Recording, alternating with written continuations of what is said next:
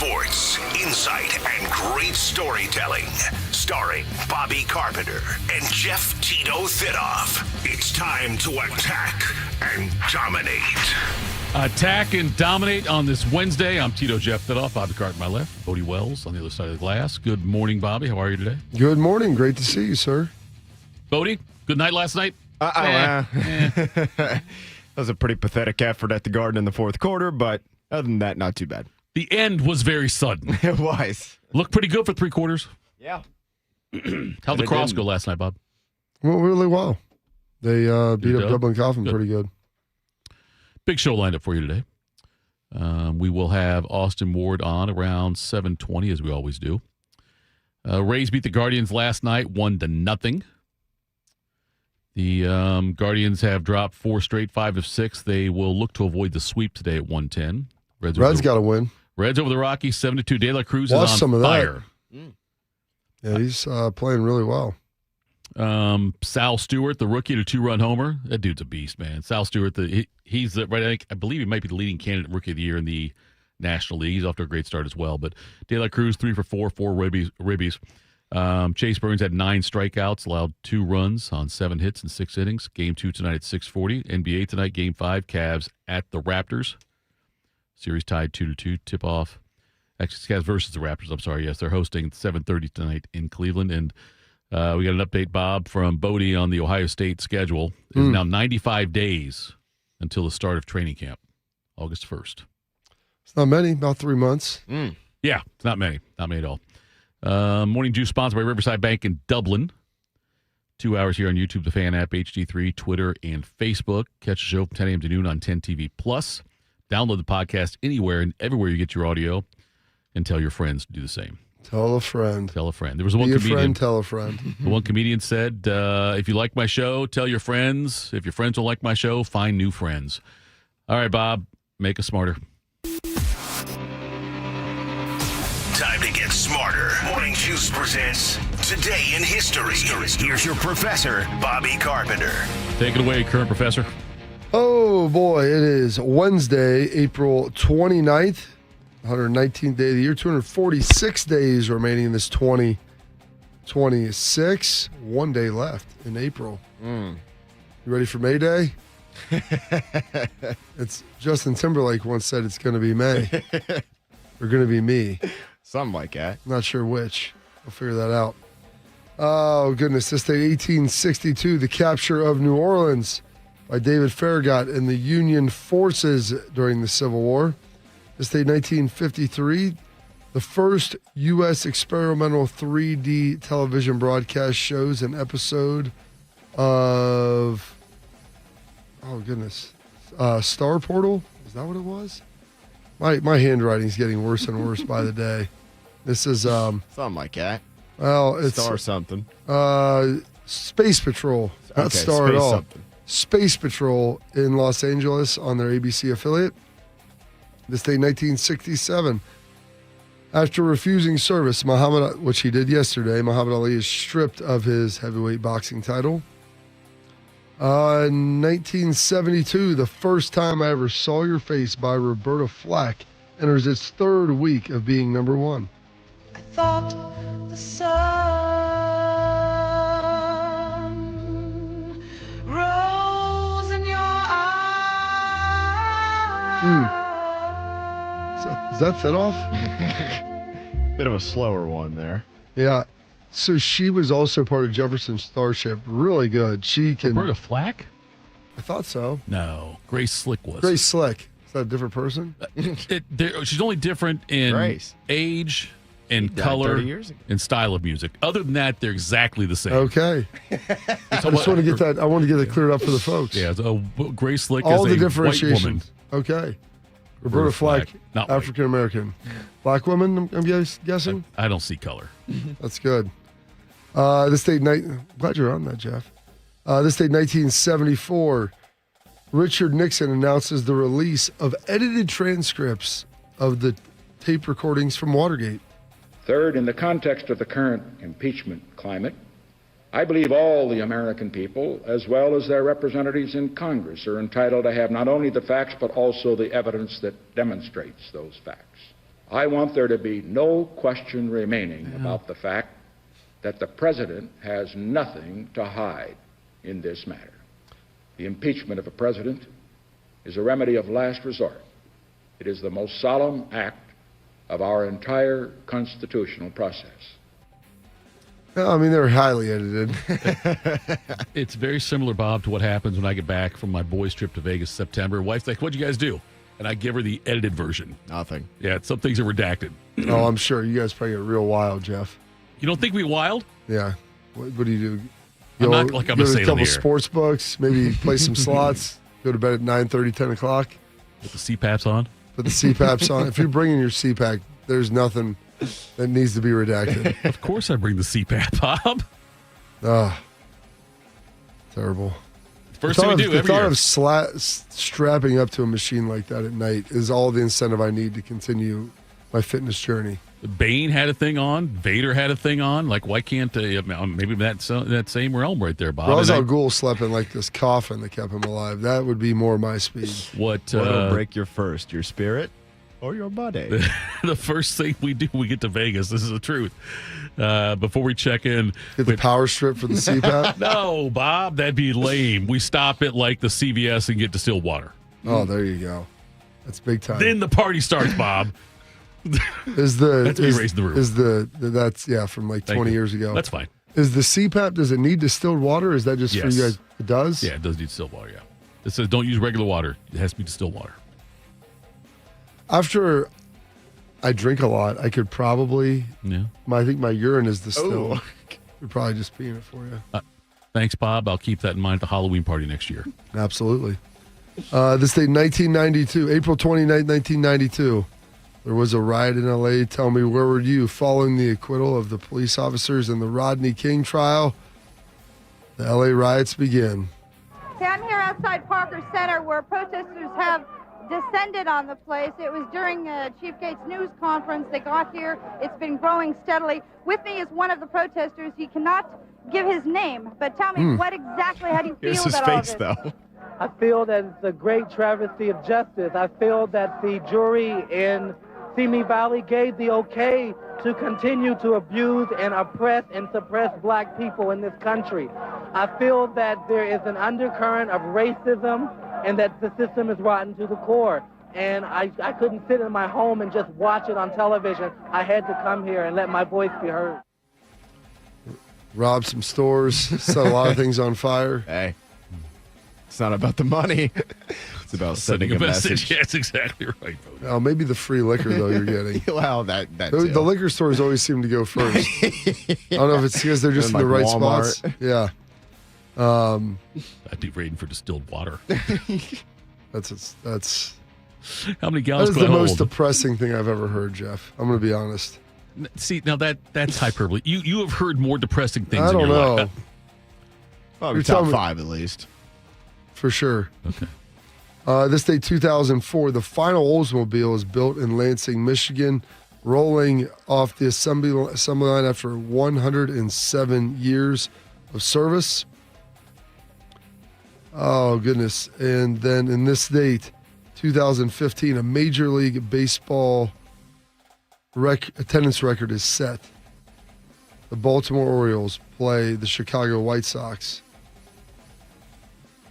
Due to the riots in Baltimore, 0 fans were allowed to attend. It is the first time that there I was remember not that, yeah. a single person in attendance for a baseball game.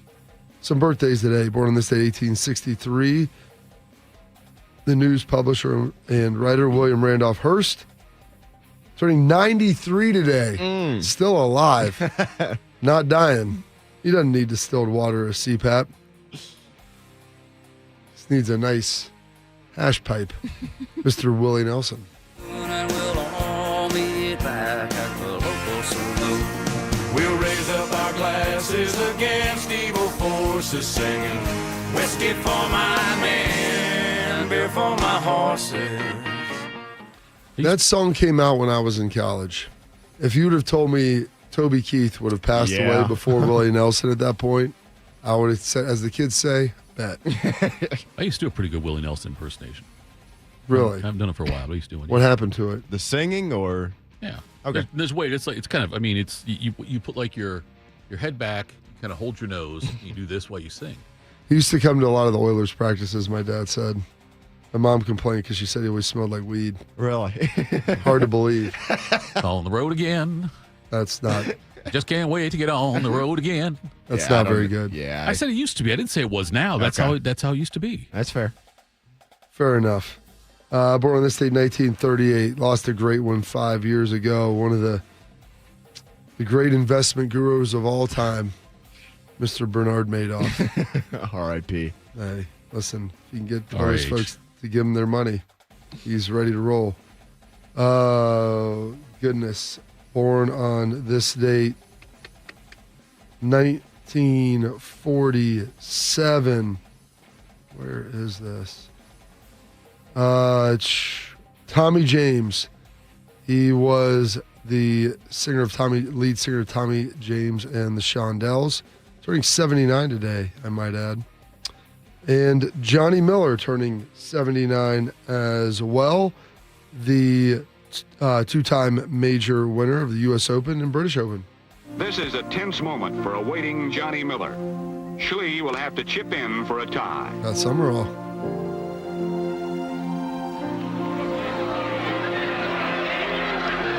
That was an awfully courageous shot, but only good enough for second place. 26-year-old Johnny Miller is the new national champion. Congratulations from an old champion. I was so happy for him because that's something that he directed his whole life towards at this point in his life. That's what he wanted, was to win the U.S. Open. He was an announcer for a long time after that, a broadcaster for CBS, I believe. Pat Summerall? No. Oh, Johnny Miller? Yeah.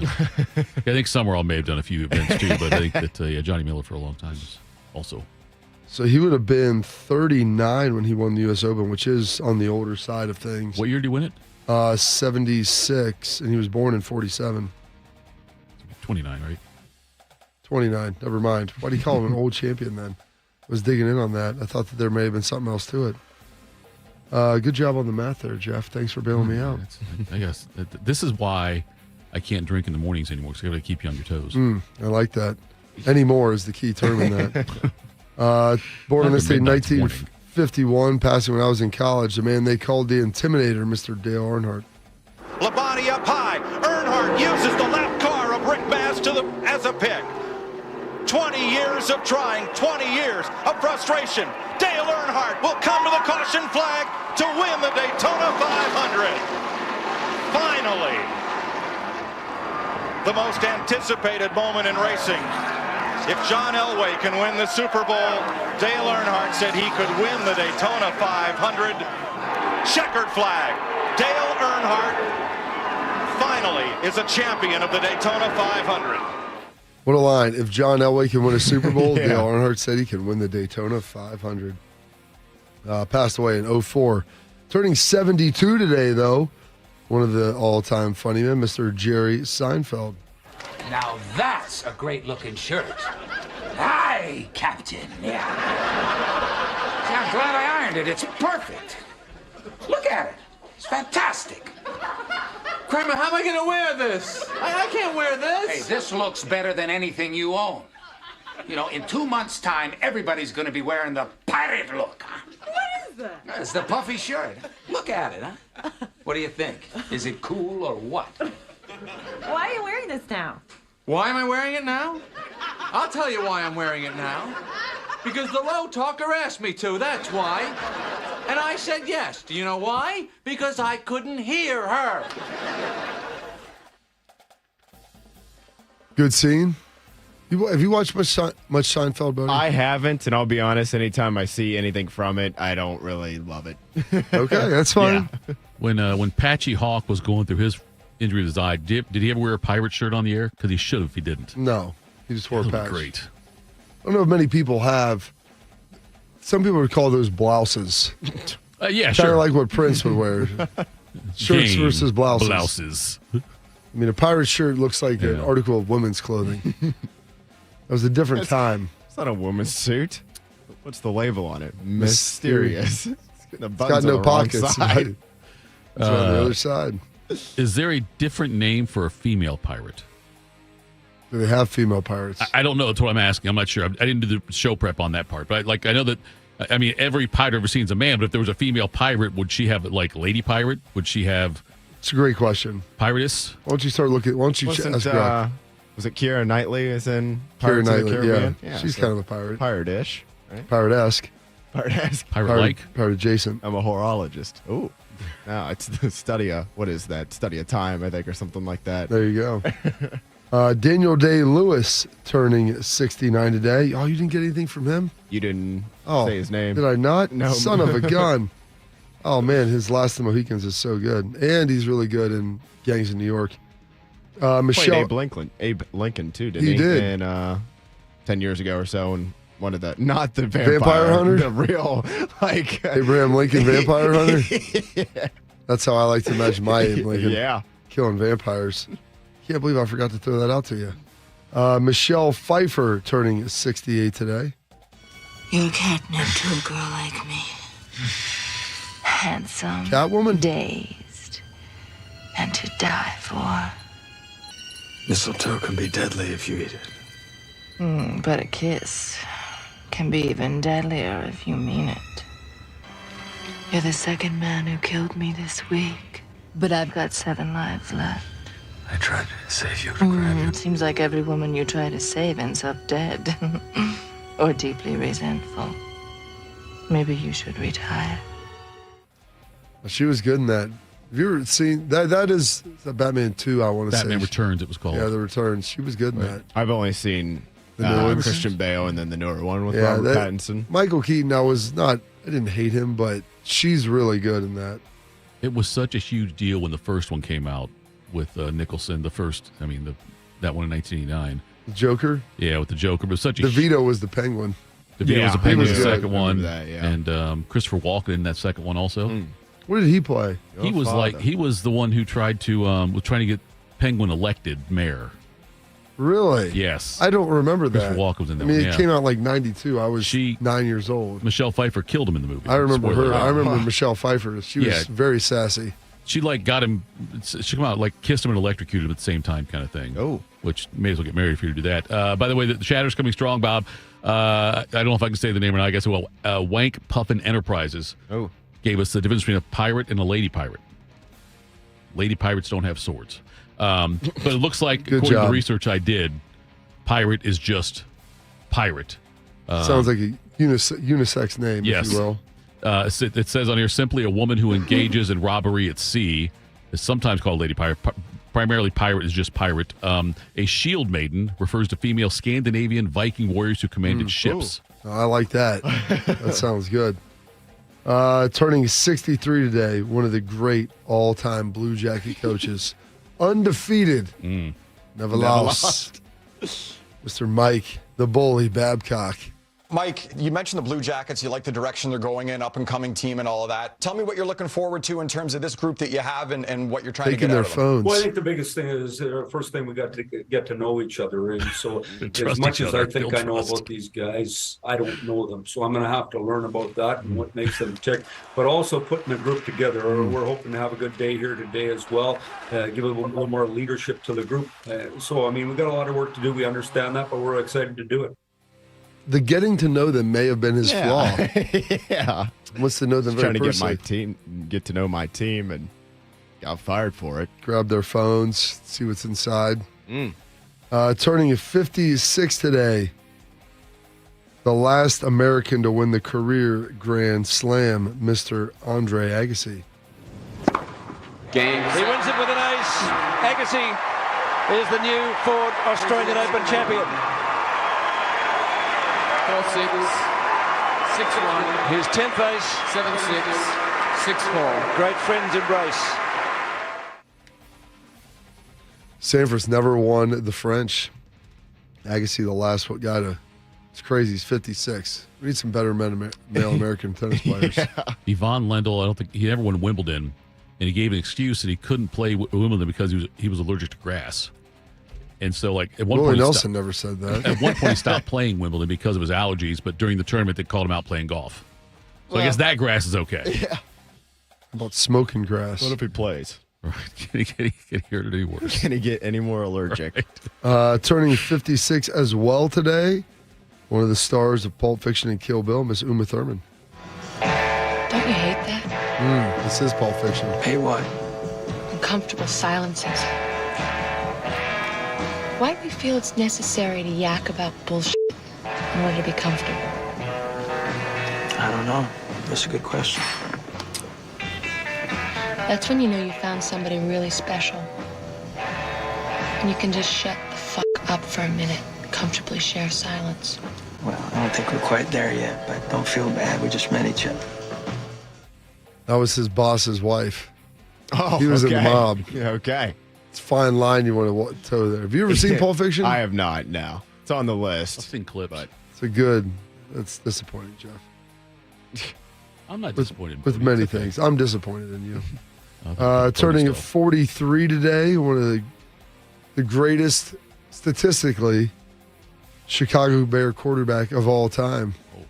Jay Cutler? Like Tomzak. You know who it is, yes. Oh, no, it's Jay Cutler. Turning 43 today, draft mate of mine as well.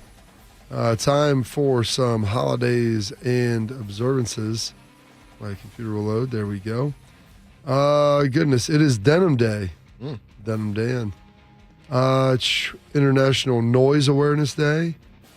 Stop Wasting Food Day, Viral Video Day, and World Zipper Day. And those are your historical events, your birthdays, your passings, your holidays, observances for this date.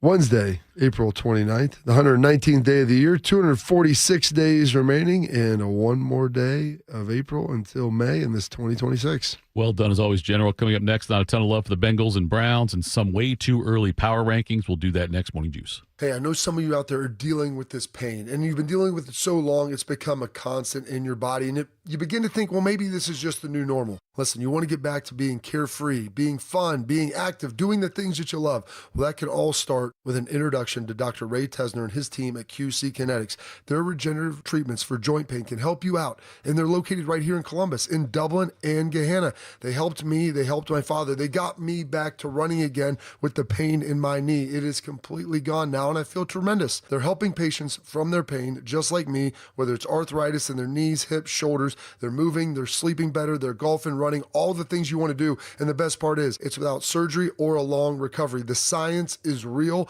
I've researched it. The treatments, they're natural. Your body can heal itself. Let QC Kinetics get them the tools to be able to do that. So don't let that inflammation sit any longer. Go to qckinetics.com/Columbus or call 380-208-4544. That's 380-208-4544. I'm Brianna Albizu, traffic anchor for 10 TV News this morning. Columbus is quickly becoming my home, and this community has welcomed me with open arms. My mission is simple, to help you get to where you're going quickly and safely. Whether it's helping you beat the slowdown on 270 or giving you detours around major construction, we've got you covered. Because when your morning's on the move, so are we. Make the move to 10 TV News this morning, weekdays from 5 to 9, anywhere you watch. What does it mean to give 100%? It means giving everything you've got, every single day. That's why the V Foundation gives 100% of every dollar donated directly to cancer research. So no matter what you give, we give 100% for life-saving research victories, 100% to making new discoveries that lead to innovative treatments, 100% to groundbreaking cancer research that could one day save someone you love. We know cancer research is working. Over the last 30 years, an estimated 4.5 million lives have been saved thanks to game-changing research breakthroughs. But there is more work to do. That's why the V Foundation gives 100% of every dollar donated directly to cancer research. We will always give 100% to accelerate victory over cancer. Don't give up. Don't ever give up. Donate today at v.org. Wrinkles, gray hair, and hearing loss are common signs of getting older. But being short of breath, having tightness in your chest, coughing, and wheezing are not. If you are experiencing these symptoms, you may be one of the millions of people who are living with a condition called COPD but don't know it. Early diagnosis and treatment can add years of better breathing to your life. For more information, talk to your doctor and visit copdfoundation.org today. One man is a national champion, NFL veteran, and local business leader. The other man is Tito. This is Morning Juice. Sponsored by Riverside Bank of Dublin. Here's Bobby and Tito. All right, Morning Juice. Bob, on The Athletic, they put out their post-draft NFL power rankings. Oh, boy. The PD. You can tell everybody how good they did. NFL PR. Every team. For a team that took a lot of flack for their draft, the Steelers. Roberta Flack? From Jefferson Starship. You know, it was a Jefferson Airplane and a Jefferson Starship and then just Starship, right? Did you know that or not? Generally aware of that, Like, yes. yeah, the Jefferson Airplane first came out back in their drug-induced haze of the late Yeah. 60s and early 70s, like the song White Rabbit. I remember that one, Mm-hmm. hearing that one much later. But anyway, and then they changed to Jefferson Starship. And then just Starship. And when they sold out to the pop world with We Built This City on Rock and Roll. Yeah, nothing's going to stop us. Yes, nothing's going to stop us now. That Those one. are some bangers. Sarah was the other one in that. But anyway, that's when they were just Starship. Mm-hmm. There's your lesson on Jefferson Starship today. Anyway, the Steelers, they moved up from 14 to 11, which the Steelers caught a lot of Steelers said it again. They caught a lot of grief for their draft. Steelers didn't move up from 14 to 11. What do you mean? Didn't the Dallas? The post-draft rankings. Oh, power rankings. I thought you meant like in the draft. I'm like, that's, no, I'm sorry. You're right. That is not accurate. You're right. They were 14th before the draft in these power rankings on The Athletic, and now they are 11th. There you go. Which means they must have done a good job at the draft, but most of the draft like the grades people After they got Mekhi Lemons that scooped out from under him. Right, which is hysterical, the way that all went down. But the Bengals were 23, stayed at 23. Now, I thought the Bengals had a decent draft, but they obviously didn't add. Well, the thing is, their biggest draft piece came before the draft, so I don't know when the timeline of events was. DeMarcus Lawrence factored in before the draft or after? I believe this was before. But Lawrence, they did the ranking before the draft and then after the draft, but they don't count Lawrence as part of the draft, which that could change things also. But the Browns dropped a spot. And that's surprising, Bob, because it looked like the Browns had a decent draft this year. Did other people draft better around them? The Giants are 28 to 28. The Raiders moved up 2 spots, 31 to 29. The Jets moved up a spot. The Titans moved down 2 spots. I'm trying to think who else ahead of the Browns there. They basically flip-flopped with Washington. That's what it was, yeah. So because the Browns didn't draft Sonny Styles. Is that what it was, you think? I don't know. I thought the Browns had a good draft, though. I thought the Browns draft was more impactful than the Steelers draft. Okay. I mean, I don't love the Drew Aller pick for the Steelers, but Drew Aller pick's terrible. You know, especially like if he were taken 2 rounds later, I'd feel better about it. That point is like his film isn't very good.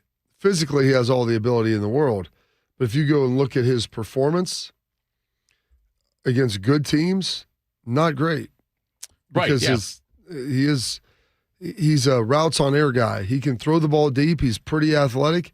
Everybody's wanted to compare him to Josh Allen because he's big and has a strong arm, but he's not near as athletic and he's not near as productive on the field. So that was the Athletics power rankings. What did you like about the Browns draft? I thought they got great value on David Boston's son in the 2nd round. Okay. I thought that was really good. I like what they did in Concepcion. I liked what they did with the receiver room is what I really liked about it. And I know that getting Spencer Fano was they're really trying hard to improve on the offensive line. The offensive line, which was good for a decade, all of a sudden just disappeared because guys get old. They missed on some picks, right? And if Jedrick Willis was good, it wouldn't be as big of an issue. But they missed on him, and all of a sudden guys start aging out and moving on, and you're left with an old and depleted offensive line. You've got to improve that now, and Spencer Fano, I think, was a big part of that. So that I liked where they got him. I know the report came out. What was the report? Was it Schefter? I wish I could attribute it the right way. Anyway, that's who the Browns were targeting all along, and they were going to take him at 6 if they had stayed there. So that's what someone asked me. I think it was maybe Rothman yesterday. If they would have taken Cardinal Tate if they stayed at 6. I go, I think they were really trying to trade out. I go, maybe they would have taken Tate. I hadn't seen the reporting on Spencer Fano, but I know they wanted to trade back. I mean, Breer told us that in a big way. So they're able to do that, pick up some draft capital, and still get the guy they wanted. I know they didn't want to trade down again, though. No. Dallas was trying to get up to 9, and they didn't want to lose out on Fano, and so they stuck there at 9 and picked. Definitely added some offensive pieces, and they obviously had one of the best defenses in the league last year. Are they a team that's maybe set up now to go into the 27 draft class and get their quarterback then? They gotta handle that position. Yeah. Well, it's been kind of a. They're just going to volume shoot. Now they did theme. draft Taylor Green out of Arkansas in the 6th round. They're just going to keep stacking them up. Fire darts, baby. The reality is that means that someone is not going to be in that room though next year because you're not carrying 4. Yeah, already either Gabriel or Sanders. And I think Peter Gabriel's son. Yeah. Dylan. Someone said he hadn't shown up yet for off-season workouts, which doesn't surprise me because if you're not showing up, like he never went and met the coach. Like when you get a new coach, you go meet. I don't care when in the off-season, where you're at, you fly in and meet him within a week. You want to have them see your face, be there, be present. Especially a guy who's an OC, and you're the quarterback or a quarterback. And so that's a big part of it. Never did that. I think he is trying to get traded out of there. I think Gabriel's a nice player. I don't know that he'll ever be more than a quality backup, though. That pick always was kind of a little bit of a head scratcher. Sure. A little bit of a reach. Yeah, and he's so small. And I know we've seen guys have success at this level in more recent years than maybe history, going back further, but it's still pretty limited. Like to just sit there and be like, well, look, Drew Brees did it. You're like, okay, He's that's the one guy. Yeah.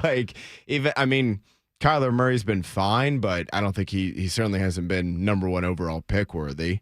Russell Wilson had a good career, but Russell Wilson's like, he may not be tall, but he's a big dude. He's thick. Like, he is. And he moved a lot. He was a Yeah. very dynamic athlete. And Gabriel's just really small, and it's such a tough thing to overcome. And he was probably already at his ceiling too, because he played in college forever. Right. And so that pick always in the 3rd round. Yeah. And I don't know. That's the thing. I can't remember what other quarterbacks were still on the board at that point. So I'm not saying like, oh, they really missed out on this guy, but that pick always was kind of like, I don't get Gabriel, that one. the next quarterback taken in the draft after Gabriel was Shedeur Sanders. Okay. There was no one else between the two of them, though. Yeah, nobody in the league at all took quarterback between those picks. Bob, because I know that the athlete in you will push back on this. Oh, I can't wait for this take. It's not a take. It is. What else would it be? It's a Fitbit.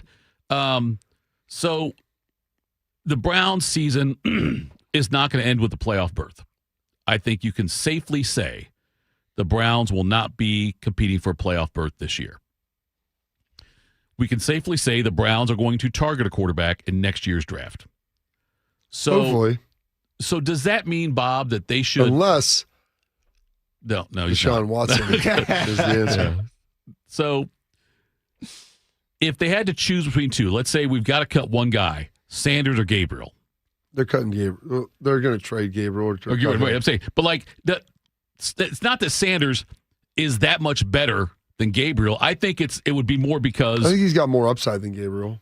I think probably more downside too, but lower floor, higher ceiling. But I think that though it plays into it with the Browns that if Dylan Gabriel's a quarterback, no one's going to talk about the Browns really as much as if Shedeur Sanders is the quarterback. Sanders is a quarterback that brings more eyeballs, prominence. It brings more sports radio talk about the Browns if it's Sanders versus Gabriel. So you're saying that's why they're going to choose it? I'm not saying. I think that would play a factor in it. It should play a factor in it. I'd be okay with playing a factor in it. What? I would be. Are you serious, Bob? You don't think the Browns organization wants people talking about the Browns? Are they not? Do you think they'll talk more about the Browns on a Monday after Shedeur Sanders game or after Dylan Gabriel game? Sanders moves the needle more both ways, but he moves it.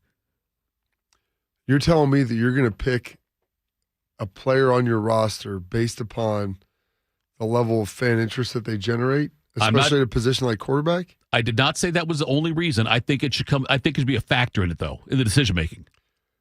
I mean, that's the most ludicrous thing I've ever heard in my life. So I've given you the most depressing thing and the most ludicrous thing all in the same show. Have you ever heard the old adage about coaches and players listening to fans? Yeah, sure, Bob. You shouldn't listen to fans. I know there's what is the adage? I don't know what the adage is exactly. I know it's something about though. If you start listening to fans, you become one. You become one, meaning you lose your job. Yes. In case we're not connected. You start to listening to the people sitting up there, you're going to be sitting with them. You don't think it'd be a smart business move? No. That's not what you said. You said you think it should factor into the calculation. Of the whole, when you're saying about the Browns, should we keep Dylan Gabriel or Shedeur Sanders? We're going to keep one or the other. You do realize that, what business are you talking about?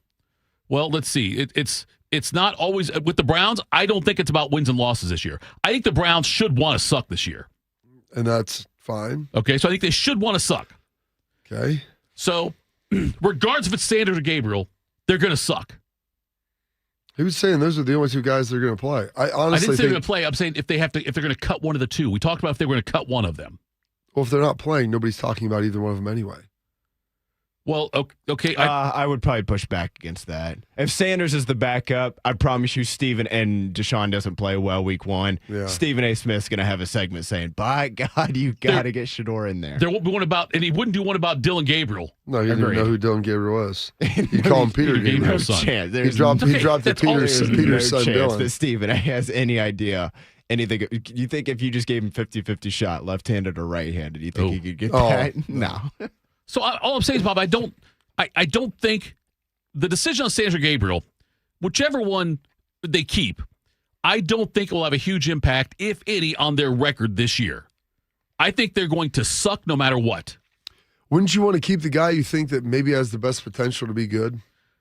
I don't think either has the potential to be a playoff quarterback. Okay, I might not disagree with you on that. Okay, so if we can somewhat agree on the fact that no matter who of the two are on the roster, they're not a playoff quarterback. So let's just go ahead. Let's put it. I don't know if they have a playoff roster. They certainly don't, Bob. They certainly don't. But don't you think more people will be following what the Browns do and talking about what the Browns do if it's Shedeur Sanders under center versus Dylan Gabriel? Well, Shedeur Sanders is absolutely going to garner more interest because that's my point. Who his dad is. That's my whole point, Bob. If neither one is going to make an impact on the wins and losses, if neither one's going to change if you make the playoffs or not, I'm not talking about Shedeur Sanders. You're talking about here's the versus thing. Drake May. You want to keep the best assets that you have because you can, even if they're not starting for you, you want to have the best backup, or you may be able to trade that asset or whatever it is. How much you get talked about isn't going to factor into that calculation at all. Not for football people. And that's what the front office is. They're tasked to develop the best roster, ultimately winning games, but to develop the best roster and assets you can. And you talked about they're going to try to maybe trade Gabriel. Gabriel wants to get traded, whatever that's going to be. Yeah, sure. Gabriel would draw more in a trade than Shedeur right now. Fair? I would say that's accurate. Okay. So if you can't trade Gabriel, though, it comes down to that's the one thing, if you have to cut one or the other. Because neither one is going to lead you to the playoffs. Keep the one that will keep people talking about, that will make your franchise more relevant. Everybody talks about the Browns as it is because of their futility. They talked more about Sanders being picked where he was than Gabriel being picked where he was during the draft. Of course. Okay. Because he had an epic free fall in this slide and the way he handled the draft process, all of those things. I think, Bob, a lot more people root one way or the other for Shedeur Sanders than they do Dylan Gabriel. A lot more people care one way or the other.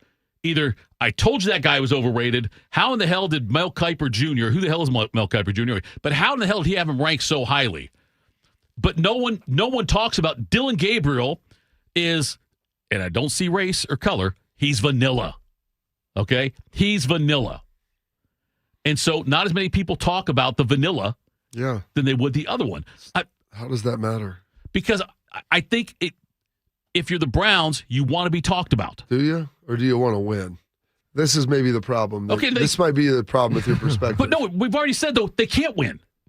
I didn't say that they winning this year. You want to win. That's the ultimate goal. You want to win. People talking about you has no bearing on the quality of your franchise. Okay, don't you think that the Cowboys are much more relevant than some NFL teams, even though the Cowboys have not done anything for a long time? But you know what they did? To get them relevant, they won. They haven't been in the Super Bowl in years. They're perennial disappointments. A lot more recent than the Browns. Absolutely. I realize that, Bob. That's fair. I'm just saying, though, but they were also called America's team. By the way, the Browns are one of the more popular teams in the NFL. Absolutely. You do realize that, correct? I think they were. When was the last time they were good? It would have been. You go look at merch sales and like ratings and stuff. When the Browns play, people watch, even especially like when there's still a moderate chance they can have a decent season. And that matters for Jimmy excuse me. Yeah, that matters for Haslam, right? But Andrew Berry doesn't care. Andrew Berry doesn't care. And by the way, Jimmy does Todd Haslam's not Duncan. selling the team, so he's not worried about the value of like people looking at it right now. Do you think the Browns took Johnny Manziel because he was the best quarterback available? No, it's because some bum told Haslam that he had some So why did premonition. Haslam listen to him? That's a great question. Do you think that maybe that is a great question. Do you think maybe he drafted Manziel at all because so that bum would watch the games and what? No. Do you think panhandle for merchandise? Do you think he drafted him at all because of the potential draw for him? He drafted him because he thought he could. The draw to the winning, the playing of games and the winning of games. You know who else really wanted to draft Johnny Manziel? Jerry Jones. And everybody, thank God, somebody, I don't even know. A smarter bum. But somebody Steven locked him in a closet. On the line and said, we're going to draft this boring offensive right. guard out of Notre Dame. And all he did is, he's going to be wearing a gold jacket before too long. And that's this guy, Johnny Manziel. Coming up next. He's the next Tony Romo. We give Bodie an opportunity to play his favorite sound we have at the station. Quick Hitters Morning Juice. I'm Brianna Albizu, traffic anchor for 10 TV News this morning. Columbus is quickly becoming my home, and this community has welcomed me with open arms. My mission is simple, to help you get to where you're going quickly and safely. Whether it's helping you beat the slowdown on 270 or giving you detours around major construction, we've got you covered.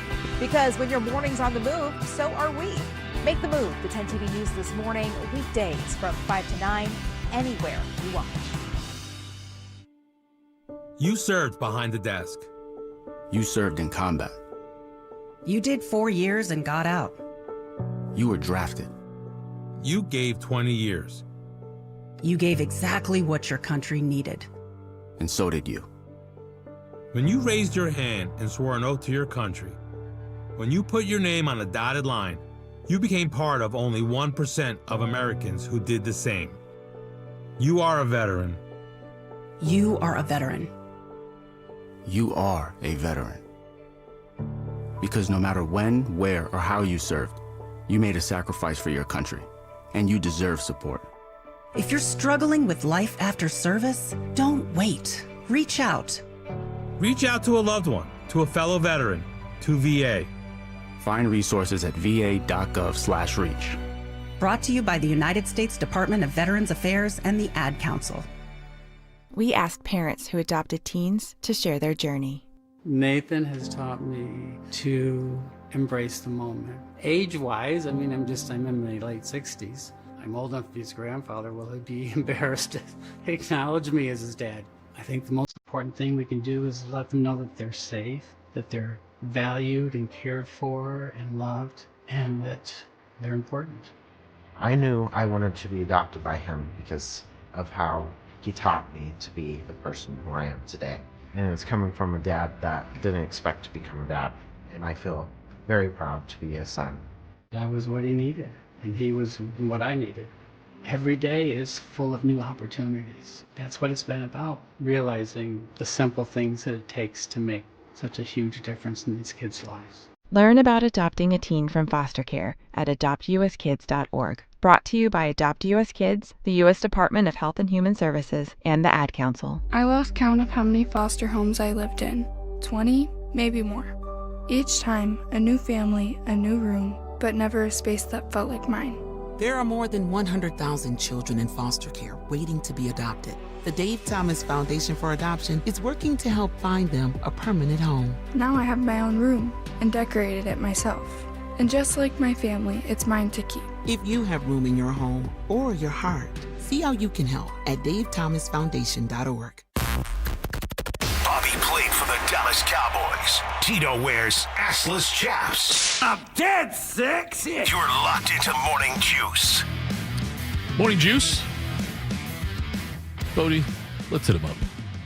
Morning Juice presents Quick Hitters. All right, fellas, happy Wednesday. We'll start here in the NFL. Guess who's back, or at least could be back in the Big Apple? None other than Mr. Unlimited himself. Mr. Unlimited. Russell Wilson met with the New York Jets earlier this week as the two sides explored the possibility of him joining the franchise. While nothing is imminent, ESPN reports that he's under consideration to join the squad following his lone season in New York with the Giants this past year. Wilson said after this past season that he did want to keep playing.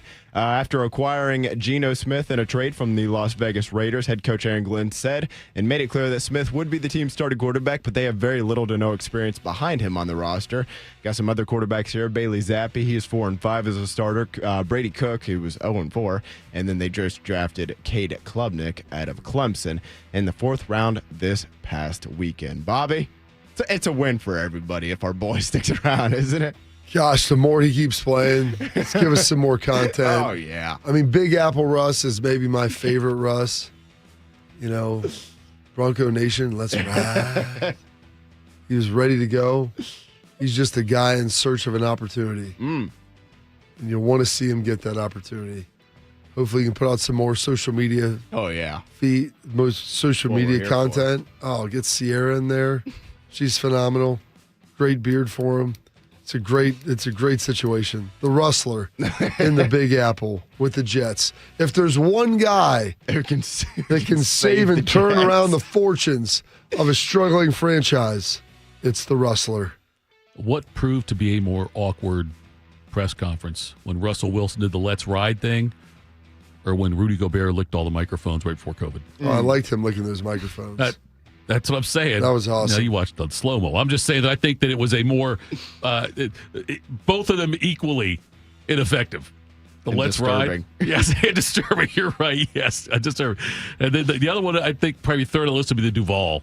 Duval. You know what? He went out there and won 12 games, though. I know. No one even talks about it because you won. Yeah. Everybody makes fun of this stuff when you lose. Oh, yeah. If you win, it just becomes a footnote. Cares. Yeah, you're right. Hey guys, Russell here. Yes, the typical boring, Russell, robot Russell, the one you guys love to know. Real exciting. I'm real exciting. But anyways, everybody has to have an alter ego, right? And I've been thinking about what my alter ego would Everybody? be. I think I have an alter ego. His name's Mr. Unlimited. You gotta be unlimited. You gotta have a thought process of being unlimited. So when people ask you, what you're thinking about or what you want to do in life or where you want to go, you got to be unlimited. Tell them, I'm unlimited. You know what I mean? So when they ask you certain questions like, who brings you motivation, Russell? Mr. Unlimited. Who's your role model, Russell? Sorry, Pete. Unlimited. Who's your go-to person for advice, Russell? They think Pete Carroll, they think this person, think that person. Love you, Pete, but it's Mr.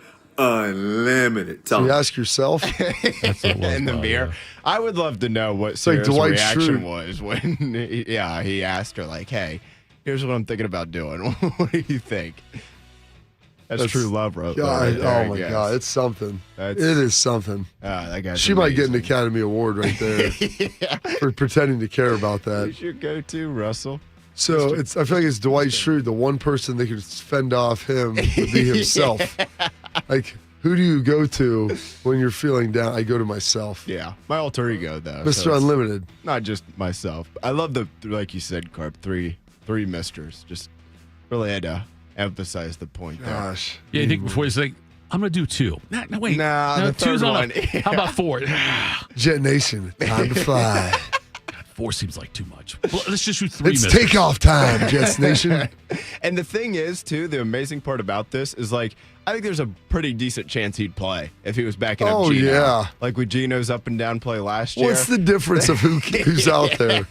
Both two former Seattle legends, probably both kind of washed up at this point, but maybe they'll give you a good Sunday here and there. Maybe they can just split the reps. Somebody starts the first half, somebody will start the second half. All right, guys, we'll stay with the NFL here. This is a pretty incredible story I stumbled across here the other day. So you might remember late last season in a Monday Night Football game between the Giants and Patriots in New England, Giants kicker Younghoe Koo, he had a Charlie Brown moment a little bit. He went up to kick the ball, and his foot just kind of went and drilled right into the ground. And so that 45-yard attempt was, I wouldn't even say no good. It was just not even attempted, frankly. It just, he planted and his swing, like his right leg just went to swing through and it went right into the turf. Well, that gaffe might have saved a guy's life. That's because Mark Tuhaker, he was watching the game at his home there in Lexington, Kentucky. And he ended up laughing so hard during the play that it caused him to have a seizure. And then, fortunately, his wife Mallory, who was sitting there right there with him, she happens just so happens to be a nurse at a rehab center there at a hospital, working for brain injury doctors. She was there. She called 911, got him to a hospital, and upon arrival there at the hospital, a CT scan revealed a tennis ball-sized tumor on the left side of his brain. So he was transferred to University of Kentucky's hospital, got the tumor surgically removed. Turned out to be benign, so it was non-cancerous there. And he was home by the end of the week with non-lasting damage, so no lasting damage. So good to go there. And a phone interview with the Associated Press, he told him, "The kicker saved my life because it could have happened at any other time. I wholeheartedly believe I was in the right spot at the right time, and he was the trigger for that happening. It was a miracle." And now this weekend, he's set to be at the Kentucky Derby, and he wants the now former Giants kicker Younghoe Koo to tag along as his guest. But Tito, that is quite the story there. So Giants fans maybe took one on the chin that night, but hey, it saved a guy's life and got him a higher draft pick, so win all around. That's great. I never thought we'd have a story we'd talk about some guy getting a stroke being a good thing because it got the team a higher draft pick. Listen, but well, saved his life. Yeah, you're right. And maybe also seizure, not stroke. You're right. Sorry, seizure. Yes. What's a seizure and a stroke physically? I mean, a stroke is it's blood restricted from your brain. Okay. I don't know exactly what a seizure is. Some sort of electromagnetic, like you lose functionality, but it's not a stroke. Like you literally lose blood to your brain. Also, I think a seizure, you take something that doesn't belong to you. I'm not mistaken on that one, Bob. But yes, I love stories like this when they come out. Like when you hear about some kind of weird thing in sports that happens that saves something else. Can someone explain to me how you could have a tennis ball-sized tumor in your brain and not have like a headache or something? It's gonna be something, right? I mean, I like to think that my brain takes up most of the space in my skull. Yeah. That there's not room for a tennis ball to be jammed in there without it being moderately uncomfortable. Even, I'd say once you get to about golf ball or ping pong ball sized, if you will, for us here, you'd start to maybe have feel some sort of effect. Yeah, like that. Man, I feel like it's some pressure. Yeah. Like, how is that? Like sinuses. Headaches. Yeah, I get these headaches. Like something's going on here. What it is ain't exactly clear. It's like, hey, honey, that's your 32nd day in a row of getting Advil. You sure you're okay? You know what I mean? You sure right there? You know what, though? It's a pretty good excuse. From now on, if there's a random Monday night, Sunday night game on, your spouse wants to do something, right? Like, honey, this game could save my life. Right, stay here and watch exactly. This. It's exactly right. You never know what's going to happen. Now you got to watch every time if Koo, he's not in the NFL anymore. He is not on a team. He was released by the Giants shortly after that. Let's see, because he was pretty good there for a minute with Atlanta. I say he was with the Falcons for a couple of years. Yeah, he had a good run with Atlanta, I thought, for a couple of years. Yeah, it says doesn't look like he's on a team. Or maybe the Giants re-signed him. Where Wikipedia, it takes a minute here. Just do a callback, though, Bob. If you've got two kickers that are equal and one of them is Koo, you take the lifesaver, I think, over the other guy. If they're exactly equal, you go out there and each try 10 field goals from 50 yards. They both make 7. And you got to decide between those two who might take. You take the lifesaver. I mean, maybe. That's part of the calculus. Yeah, it looks like, according to ESPN, he is a free agent right now. But yeah, from 2019 to about 2023, he was high 90s, even into the high 80s into the mid 90s on his kicks. Yeah. And then 2024, he made 73% of his kicks, and then next year he was out of Atlanta, and then with the Giants for a few games last year, and then they released him shortly after that. Missed well, like I said, not missed, but botched kick as well. One more, guys, here real quick. After just 2, albeit very unsuccessful seasons in Nashville, Chad Brinker, he stepped down as the Tennessee Titans president of football operations yesterday on Tuesday. Let's see here. Tried to get the that stinks. He was in Green Bay for a long time. Played at Ohio University. I believe he's from Martins Ferry, if I'm not mistaken. I ran into him in a Walmart parking lot when I was driving back. Was I playing for the Lions at the time? And he was working in Green Bay. But he was a medical sales rep that just wanted to get in football. And he goes in, starts interning, and worked his way up. And dang, next thing you know, he's the president of the Titans now. Yeah. Been quite the rotating cast of characters there, though, Carp in Nashville for the Titans since 2020, December of 2022, actually. They've had 3 different general managers and also now 3 different head coaches. So in a 3.5-year time span, that's probably not a great sign. We'll see if they can get things turned around there. All right, we'll go to a break here now. Coming up at the top of the hour, we 11 Warriors did a thing. We looked at a 53-man roster of all Buckeyes. How would they do in the NFL? That's next. Morning Juice. I'm Meredith Garfalo, meteorologist at 10 TV News This Morning, and I'm an Ohio girl. I love golf, aerospace, and all things Ohio sports. For nearly 20 years, I've studied the patterns that shape our days, from winter wonders on the south side to dangerous storms along the I-71 corridor. When the weather changes, you'll be the first to know, because you need a forecast that moves as fast as you do. Make the move to 10 TV News This Morning, weekdays from 5 to 9, anywhere you watch. Around the world, Children International and friends like you are giving children in poverty a chance to grow and thrive, to be healthy, to succeed in school, and achieve great things. How do we do it? In the best way possible, by helping ensure access to healthcare, nutrition, and educational opportunities. And most importantly, by empowering youths and their families to get out of poverty and into employment through life skills, computer, and job training. The very tools they need to break the cycle of poverty and build futures full of promise. Because every child deserves a chance to realize their full and best potential. Learn more about how Children International is empowering children and families by going to children.org today. That's children.org. People don't realize that glaucoma is one of the leading causes of blindness. Because there are often no early symptoms, nearly half of those with glaucoma may not even know they have it until vision loss has occurred. I was diagnosed with normal tension glaucoma in July of 2020. And what we found out at that point was I had already lost 40% of my sight. You think it only affects people that are, 75 or older, retired, grandparents, and that's not the reality of it. I didn't think at all glaucoma was going to affect me because I didn't know of anyone that had glaucoma, no one in my family. When you have glaucoma, you can't get back that sight that you lost. And so early detection and treatment is vitally, vitally important. Don't miss life's most beautiful moments. Schedule an eye exam today. National Glaucoma Research, a bright, focused foundation program, offers free resources and tips for healthy vision. Learn how to protect your sight at stopglaucoma.org. Hey, are you driving high right now? You might be, because a whole lot of people do. They say marijuana makes them a better driver, more careful, more focused. That's probably what the guy who killed a 4-year-old thought. And now, he's in prison. You see, no matter what you tell yourself, if you feel different, you drive different. So if you're high, just don't drive. Brought to you by NHTSA and the Ad Council. Proud to be your go-to sports addiction. WBNS, WBNS FM, HD3 Columbus. The Fan 3, Ohio sports destination. Attack and dominate. You're locked into Morning Juice. Sponsored by Riverside Bank of Dublin. Here's Bobby and Tito. Bobby, I mentioned this in the chat also, but what the discussion we had about the Sanders-Gabriel thing,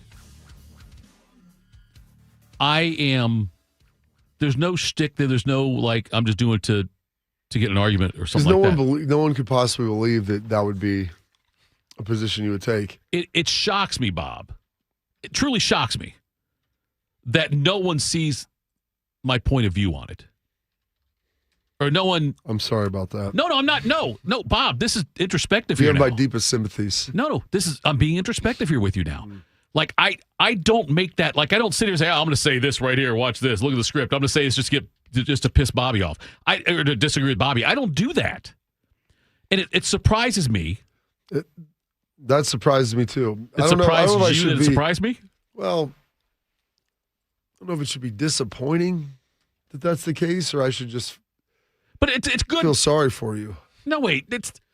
You don't think that's better for the show, though, if we genuinely disagree on something. I'm not saying fake. I don't think that's a position that any sound human person of sound mind would take. So, my opinion, or the fact that I'm wondering is it good for the show? Which one? The opinion that you had on the Browns. Okay, that's surprise. I'm not going to let it it's not going to change who I am. I mean, I'm going to tell you how I feel.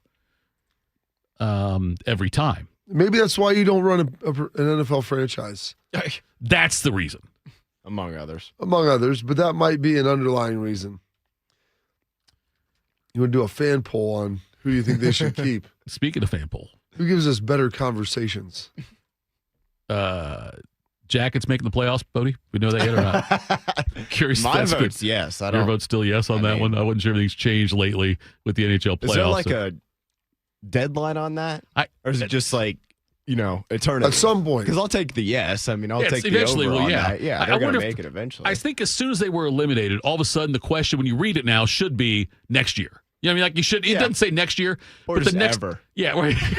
The next time the Jackets can make the playoffs, will they? I think is what it is. I think that's the way the question should be phrased on that. Then you never have to update it. Yeah. It's just a permanent poll. It's an evergreen. It's evergreen. Evergreen. Yeah. Evergreen. Everyone loves the evergreen.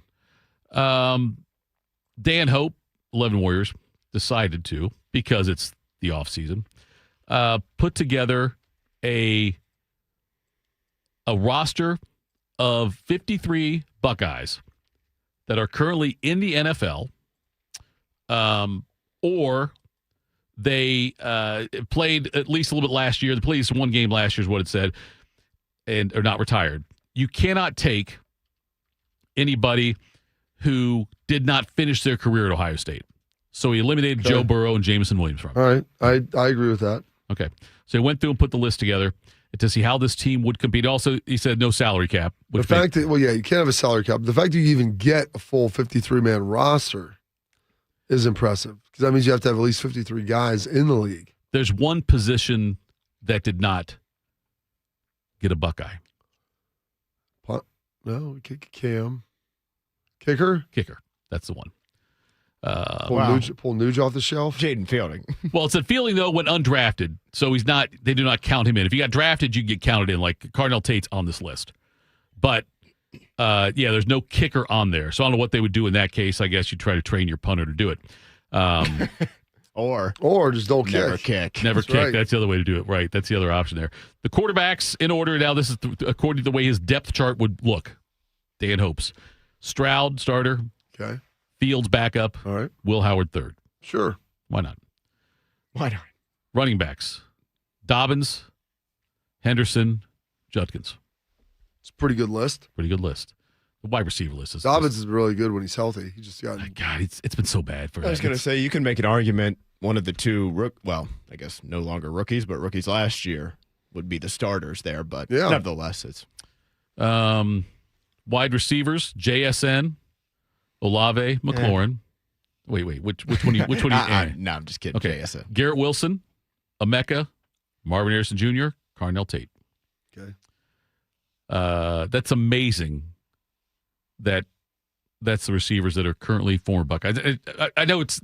I'm not amazed there's that many good ones. It's just amazing when you read the list, though. When you actually see it, Tight end Ruckert, Farrell. Those guys are on there. Max Clare, and then Will Kasmerick. They're on there as well. Rutgers was caught 23 passes last year. Jeremy Ruckert. Did you call him Rutgers? I didn't call him Ruckert. Did I call him Rutgers? Rutgers, yeah. I thought, okay. Ruckert had 23 catches for 179 and a touchdown last year. offensive tackles are Paris Johnson Jr., Josh Simmons, Taylor Decker, DeJuan Jones. Okay. Guards, part of the two members of the Jackson Five, Jonah Jackson, Donovan Jackson, and also Michael Jordan. Josh Myers, your center. Michael Jordan's still in the league. Apparently. I mean, it's, Michael Jordan must still be in the league. He's an NFL journeyman who played for 3 different teams over the last 3 years, but he still played well enough to earn 20 starts over the last 2 seasons. Good for him. I didn't realize he was still in the league. How does that? Tried to search it, and I typed in Michael Jordan, and you got the other Michael Jordan. Find it hard to believe it. Bill up said this guy played for the Bulls. Michael Jackson. Yes, might have some other stuff out there as well. Don't do that on the work computer, Bobby. That offense. What does that do? How does it look to you? Do you see any? It's a pretty good offense. Is there a spot you look at there and think? Like I was trying to think I don't know it's hard to decide what the weakest one is. Because like with Ruckert's probably the tight end position is the one that you would say you want more production, but you're getting 2 guys that are very different and were drafted pretty high in Max Clare and Will Kazmarek this year. So those fortunes could change. I think Will Kazmarek's going to play a ton for the Dolphins. Yeah, that's probably accurate. Yes, on that. It's but then let's switch over to the defense now. Defensive ends: Bosa, Chase Young, Jonathan Cooper, Draymond Jones, and Joey Bosa. Okay. Chase Young is someone who I would love to see what his career would have been like without injuries. What did you say about a lot of people? Still young. I know. He's still. Yes, I know. I'm saying, but with how good he looked right away. He had 14 or 15 sacks over the last 2 years. Yeah.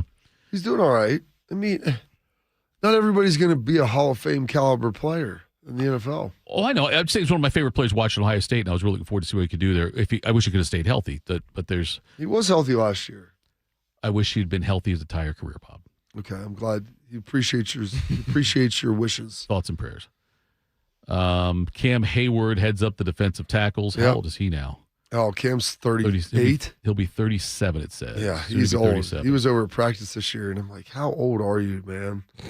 I missed you by like a year or 2 at Ohio State. You're still playing at a really high level, I might add. Yeah. Tommy Togiai, Devon Hamilton, Cade McDonald, Tyleik Williams, and Mike Hall Jr. the defensive tackles there.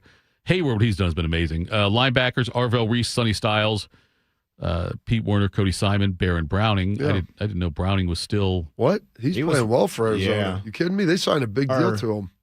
He was with Denver. Okay. And That then was before Denver, traded. He got traded or signed as like a free agent. Okay.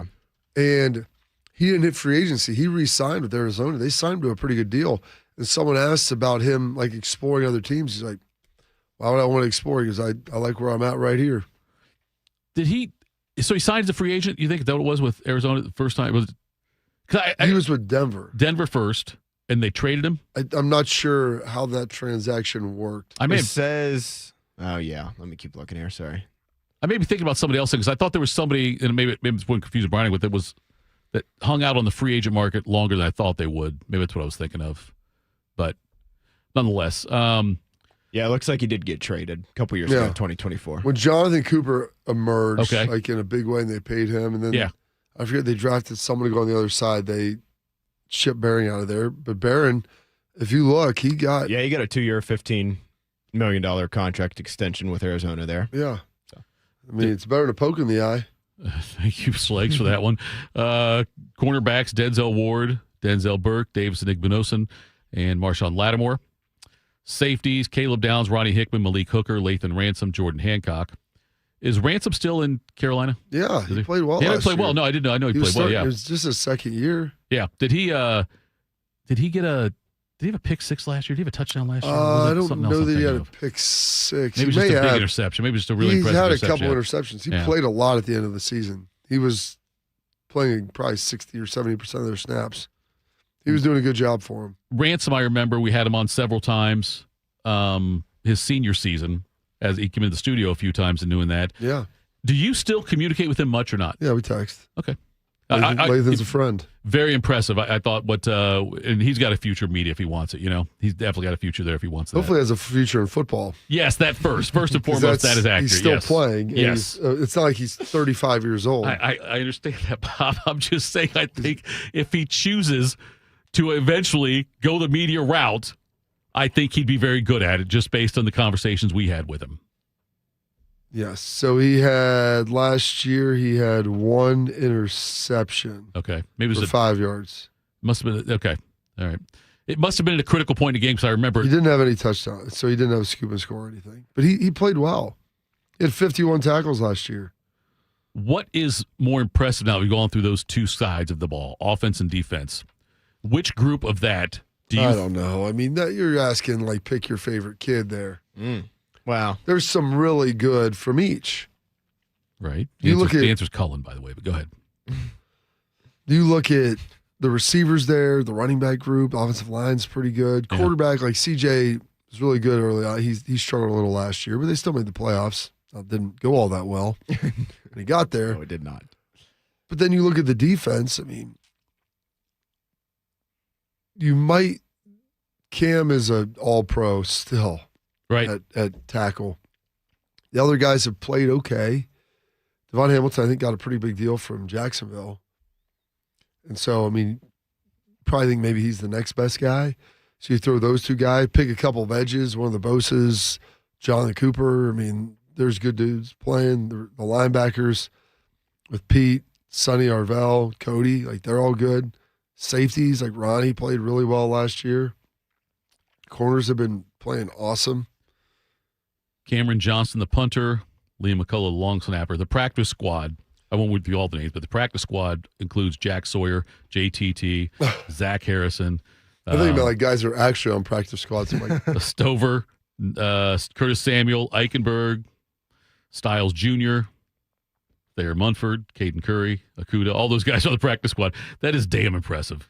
The thing is if you put this roster together, yeah, you could trade a couple of those receivers, you know? Oh, yeah. Get a couple other pieces. Right. My thought was like, I was trying to think of like other teams that could probably rival this. Bama. The first two, so the first team that came to my mind was Georgia. Yeah. Because you'd have Matthew Stafford. That's and then you true. could kind of go from there. That would And be your then- quarterback. Yeah. Or And do I'm- you want Stetson Bennett? yeah. He's Matty's backup in Is real Aaron life. Murray still in the league? No, Aaron yeah, Murray. I don't think He's got a future in media, Jeff said. Do you get Justin? Do you get Justin Fields Really if compliment. you have a Georgia team? And then probably Clemson because you get Trevor Lawrence and just with the amount of talent they've had in the last decade, those were the first two. Because like Bama was another one, but like quarterback, it's kind of Mac I guess Jones, Jalen or Hurts Brett. did. Yeah, I guess because Jalen Hurts Yeah, is Oklahoma. if you count him as Oklahoma, yeah. Well, it's where you finish is what we're doing. Yeah. And so, because a lot of the best quarterbacks, because that's where you just start, right? What's That's his not the name all from be all, Carolina? As a he's fine, Bryce Young. Bryce Yeah. Young. But I was just, that was where my mind first Georgia went and was Bama are the only two others that you could be able to put something together, I think. And your point with Clemson, Georgia. maybe? And Clemson Yeah. too. And your point with Matt Stafford. Yeah, that's like that's- he's like their Cam Hayward. Like you Yeah. forget he's played so long that you forget where he went to school almost. Yeah. Just because he's been playing in the league for almost 20 years. Maybe LSU too, now that I'm thinking about it, with Burrow and those receivers. Yeah. That'd be a start of something. I think who their running back would be. Are any of those guys still playing? I don't Did know. Achane go there? Edwards, Achane, he went to A&M, I think. Was didn't it he? him? Okay. What's his first name? Devin, right? Yeah. Devon. Devon. Achane. Yeah, he played at A&M. Okay, Yeah, good because call. Clyde Edwards-Helaire he flamed out pretty quickly. Yeah, Jeremy Hill. He was good, yeah. He and then- was. Punched a but girl. well, Allegedly. I don't know. I saw it on video. So unless that wasn't him, AI. it looked like him. Playoffs, I think it was. Looked like a duck. Bob, early on in... Where did Mixon go to school? He went to Oklahoma. That's right. Yeah. They would probably be up there for offense, especially. Yeah, I would defensively, say. they've not Yeah. been great. Back when football first started, they had the goalposts, and they had the very wide goalposts in football. Okay. And it got to a point where kickers at some levels were getting too good. So they narrowed the goalposts. The goalposts now are more narrow than they were 50 years ago. Why? Because kickers got to be too damn good. Baseball, at one point in the late 60s, thought there was too much offense. They must have missed the ad campaign from the 90s called Chicks Dig the Long Ball. So for one season, Bob, maybe 2 seasons, at least I mean, one. who do you want? McGuire or Greg Maddux? They raised Greg Maddux looks like he's my accountant. They raised the Give me a mound. dude that is juiced up. They raised the mound for the 1968 season, and it resulted in one of the least offensive seasons. We'll in call that baseball the history. opposite of the Jeff Thitoff. That's the most offensive. That's fine. Least offensive. Bob maybe Gibson Bodie. had the 1.12 ERA. I think Yastrzemski led the AL in batting at 301. Baseball recognized that. Whoops. We kind of screwed this up. Let's change it again. Who Let's doesn't go. want to? Okay. Who wants to see 1-0 and 2-1 games? Who doesn't? When college basketball first adopted the 3-point line. Yeah. It was not basketball wide. It was conference initiated. Like some conferences Really? had it, some didn't. You tell me you play a game, an interconference game, and that's like saying like one team you can't kick field goals at one place. Right. Okay. In addition to that, Bob, there was no set distance on the threes. Yeah, make it up. I like that. Some leagues, the 3-point line would go in between the free throw line and top of the key. Like at the top there, it would be inside of the actual top where it is now. So like that's awesome. Some conferences had it, some didn't. Some non-conference games had 3-pointers, some didn't with the same teams. The Big East for a while went to 6 fouls. Nice. So the NBA? Well, yeah, 'cause that was back when basketball was real. Okay. So, Bob, what I'm you saying heard is, John Chaney say sick to goons on him.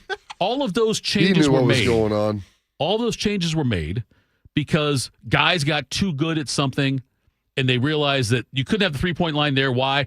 Because it's too easy of a shot. Yeah. You can't kick the goalpost the way it is. So all these changes were made because different sports realized we need to adjust because some people are too good at this. Mm-hmm. Okay. Steve Kerr has said he would be in favor. Are Steve Kerr or No, Warriors? well, I don't. We've never seen them together. Okay.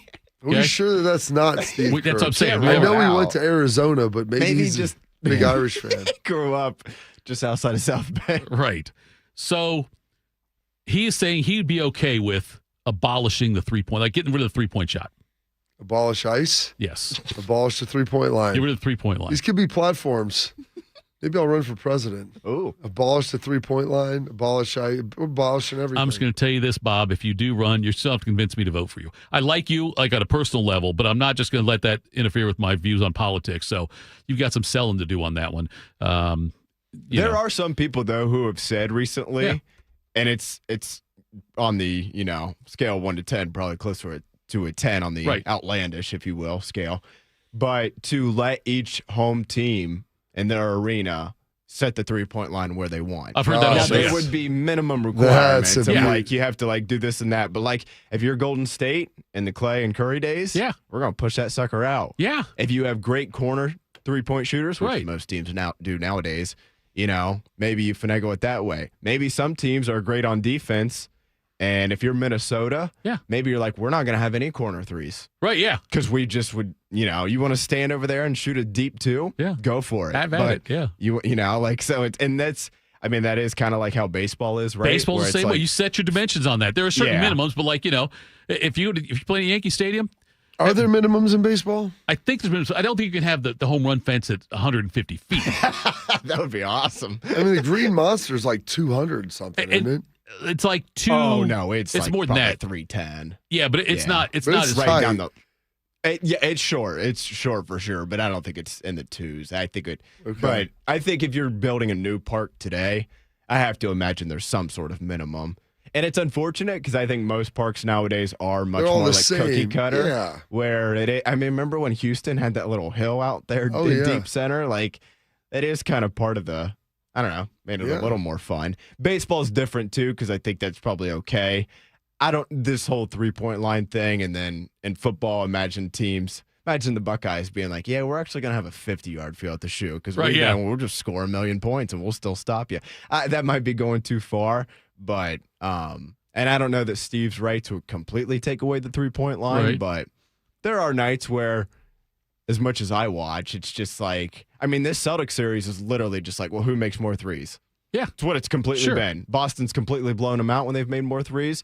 And Philadelphia's won the 2 games where they've made more threes. And it's Trust like, the well, this process. isn't, like, it is. I mean, Missoula, he's a math guy. He said over the course of 7 games, we're going to outmath them 4 times. And so far, so good, I guess. Hopefully they do it one more time in the next 2 games. But it is a little kind of like, this is, it does sometimes hit a point where it's like, it does lead to just so many games being played the exact same way. That it's uniformity. Yeah. That's why I like college. College sports have greater diversity in what you see on the field or court, whether it's football or basketball. Yeah. Whereas professional sports, it's all much more standardized. Yeah. Like it's just, you don't and have even then, though, at least like the way the Chiefs play is not going to be the same way that the Jaguars play, right? Just 2 differently built teams and whatnot. And that's part of what always made college football so much fun was you flip on a Big 12 game, and it's like, oh, we're not going to play a whole lot of defense here, it's boys. 54-51. And then in the Big 10, it's like, here's Iowa and Nebraska. It's going to be first to double digits. And watching Navy still running the triple option. Yes. By the way, winning 10 games doing that. But I do think for the most part, it's been a minute since they've done that, Bob. That was in your 10 years lifetime, ago. though. Oh, a few times in my lifetime. Multiple different coaches, too, actually. I think we have gotten away with that, or away from that, I should say, with college football a little bit, and that is kind of a bummer. I don't know if that's because the way the conferences are aligned. Like, if you're the Pac-12, you can't play maybe the way you used to. You have to adapt to the Big Ten's style of play, right? And I think that there's that's what Lincoln Riley, that's why they have. Yeah. So it's taking us a while to get bigger and stronger. I'm like, I thought you were a national championship program. Yeah. Imagine Pete Carroll saying that. How about you bend the world to your will instead of adjusting to what other people are doing? How about they adjust to you? Yeah. The Polo Grounds the Giants used to play in, dead center was like 510 feet. Yes, nice. There's only been like 5 people who have ever hit home runs over the center field fence there. That's how bad that was. Fenway Park left field line 310 feet. Bodie nailed it. The right field line. Big Red Sox fan. Now that's real short too, straight down. Now the thing is though, is right at Pesky Pool, it goes like straight back, right? So it immediately gets really deep. But right at Pesky Pool, it's 302. Okay, yeah, I was going to even say shorter, it's really and it's not too. tall. I mean, the monster's tall. Yankee Stadium left field line's 318, right field line 314. So yeah, they're both very short also. Too. But call that the short porch. The short. Thank you, Bobby. Baseball Bob. Baseball Bob. It's not even May yet. We already got Baseball Bob here with us. It's going to be May. Coming up next, based on the attire, I see him. He's wearing a hat today, which means he must have somehow cleared up that legal issue. We will talk to him next. Austin Ward joins us. Morning Juice. I'm Tracy Townsend, anchor at 10 TV News This Morning. This community is my home, and it means everything to me. I care deeply about the stories we bring you each day, especially the ones that truly impact your life, from women's health and advocacy to the decisions happening at the State House. My goal is simple: help you feel informed and connected, because when news moves fast, you need a team that moves with you.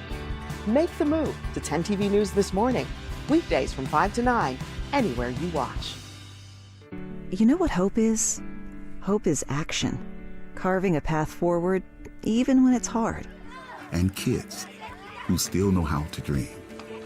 They're the best pathfinders of all. So at Child Fund, hope means helping millions of children living in poverty worldwide to grow up healthy, educated, skilled, and so all those good things can come true for them, safe. And that means safe at home, safe at school, and safe online. Hope means walking this path together, all of us. Because when we work together, we can do so much more. That's right. Hope includes you. Child Fund, because we need each other. To learn how Child Fund works with children in 23 countries to help them achieve their full potential, visit childfund.org. That's childfund.org. You know a thing or two about the moments in life that matter. You've seized those moments to embrace joy, accomplish great things, and build meaningful relationships. Is it time now to sit back and reflect on a life well lived? Maybe. Or maybe there's more to be done. Maybe this is the most important moment you've encountered yet. By volunteering with AmeriCorps Seniors, you can seize the moment, lend a hand, and get back more than you give. We connect you to local volunteer organizations with opportunities that fit your schedule and match your interests. Through AmeriCorps Seniors, you can support people in times of need and make your community stronger. You can become a companion to your older neighbors, brightening their days with friendship. You can even become a mentor for young people, serving as a role model and enriching their lives. Are you ready to seize your moment? Visit AmeriCorps.gov/yourmoment and get started today. Yo, I'm your old basketball. Haven't seen you out on the courts in a while. Why not pass me over to Goodwill? Donating me helps Goodwill's mission to provide career training and support services right here in the community. And that's a slam dunk. Donate today. Hey, I got next. To find your nearest Goodwill locations and to learn more about our mission, please visit goodwill.org. Goodwill, where your things start new lives. Attack and dominate. You're locked into Morning Juice. Sponsored by Riverside Bank of Dublin. Here's Bobby and Tito.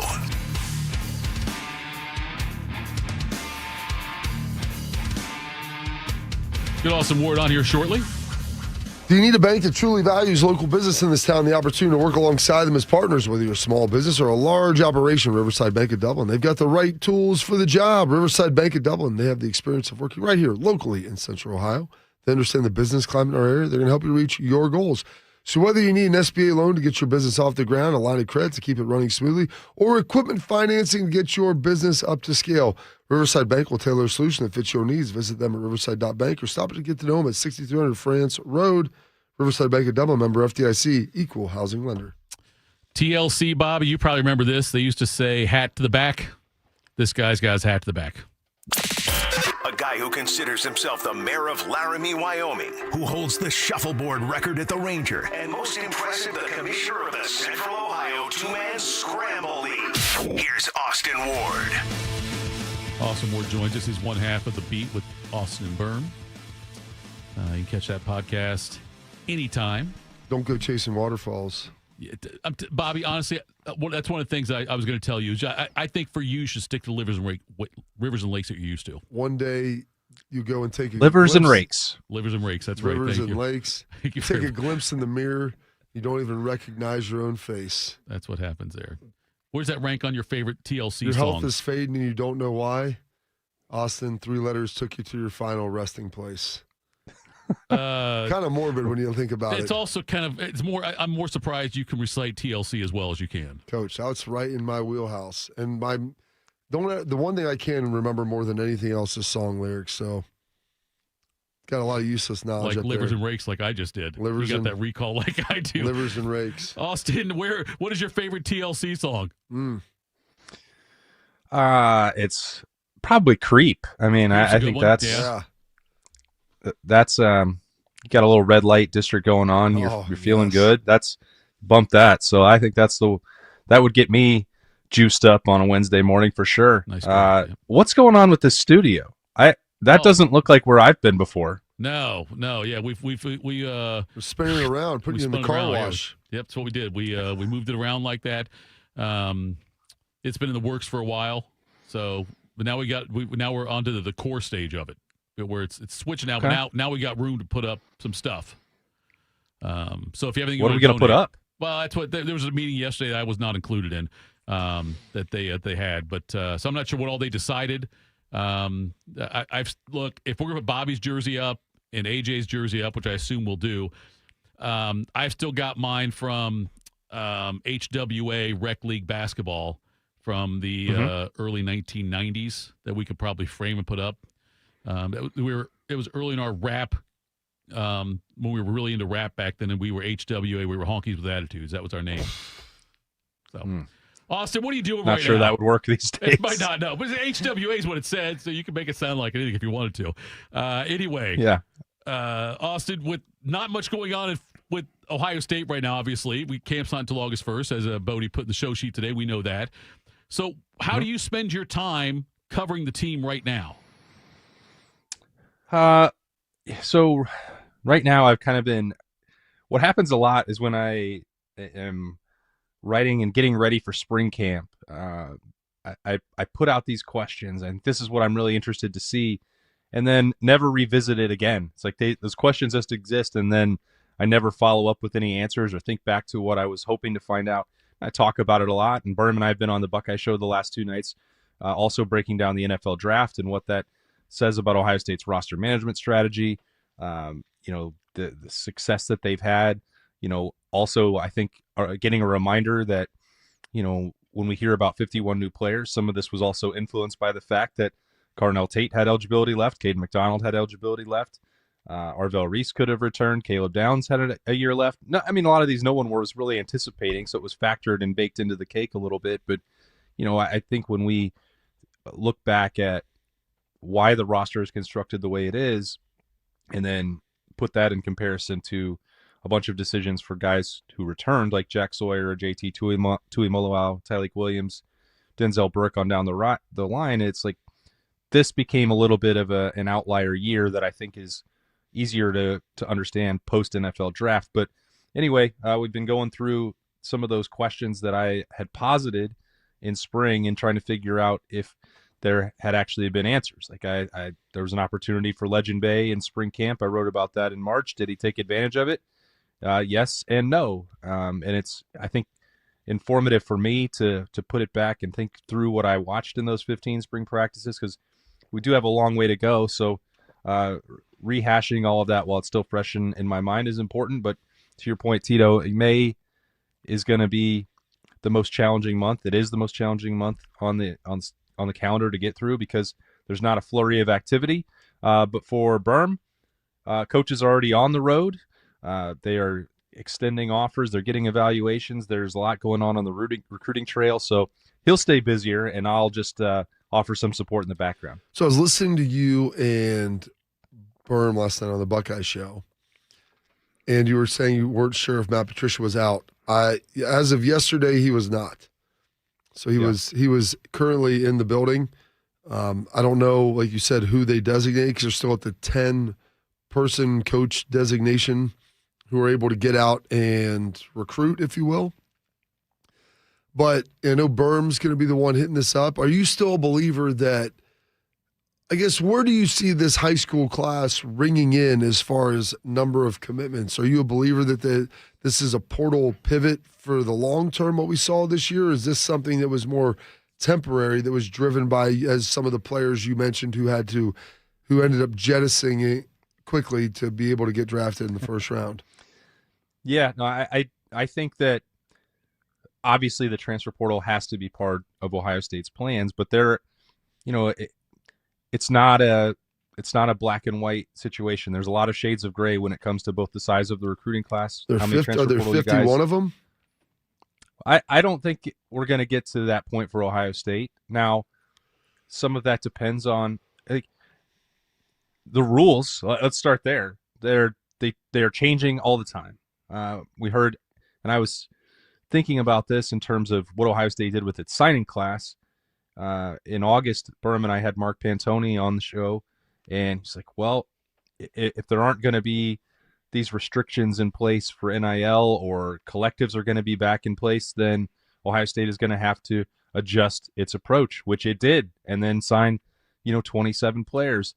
I didn't think that was going to be the case then, but that's, 25, around 25 or more is still going to be the goal for a program that, wants to recruit, develop, and retain.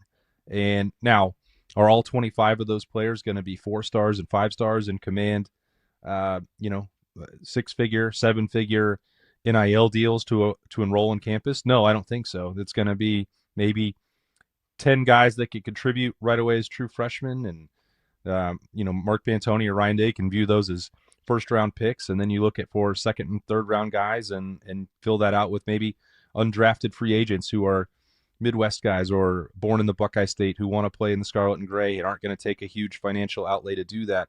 But that also depends on if for some reason collective bargaining arrives or the executive orders or the emergency rulings and in place by the NCAA, however that moves forward, that's probably going to change the law of the land and will require a different adjustment and probably work towards Ohio State's favor. But all of that is to say, Bob, that's just the NCAA and governmental piece, let alone what you actually have to deal with on a year-by-year basis. Because I think that what makes this offseason for Ohio State an aberration is that all those guys with eligibility were pretty clearly first rounders. I would include Caden McDonald in that, even though he went number 36. They weren't able to really combat the guaranteed salary of those first round picks the way that they were in previous cycles to get the key veterans of the national title run to stick around for another year for those variety of reasons. So, it's a bunch of factors all at once. I think the only part of this that I'm certain about, Bob, and I know that you would agree with this, is that Ohio State's primary objective and philosophy will always be to use recruiting most heavily. And then if they have more needs that materialize, they'll use the portal from there.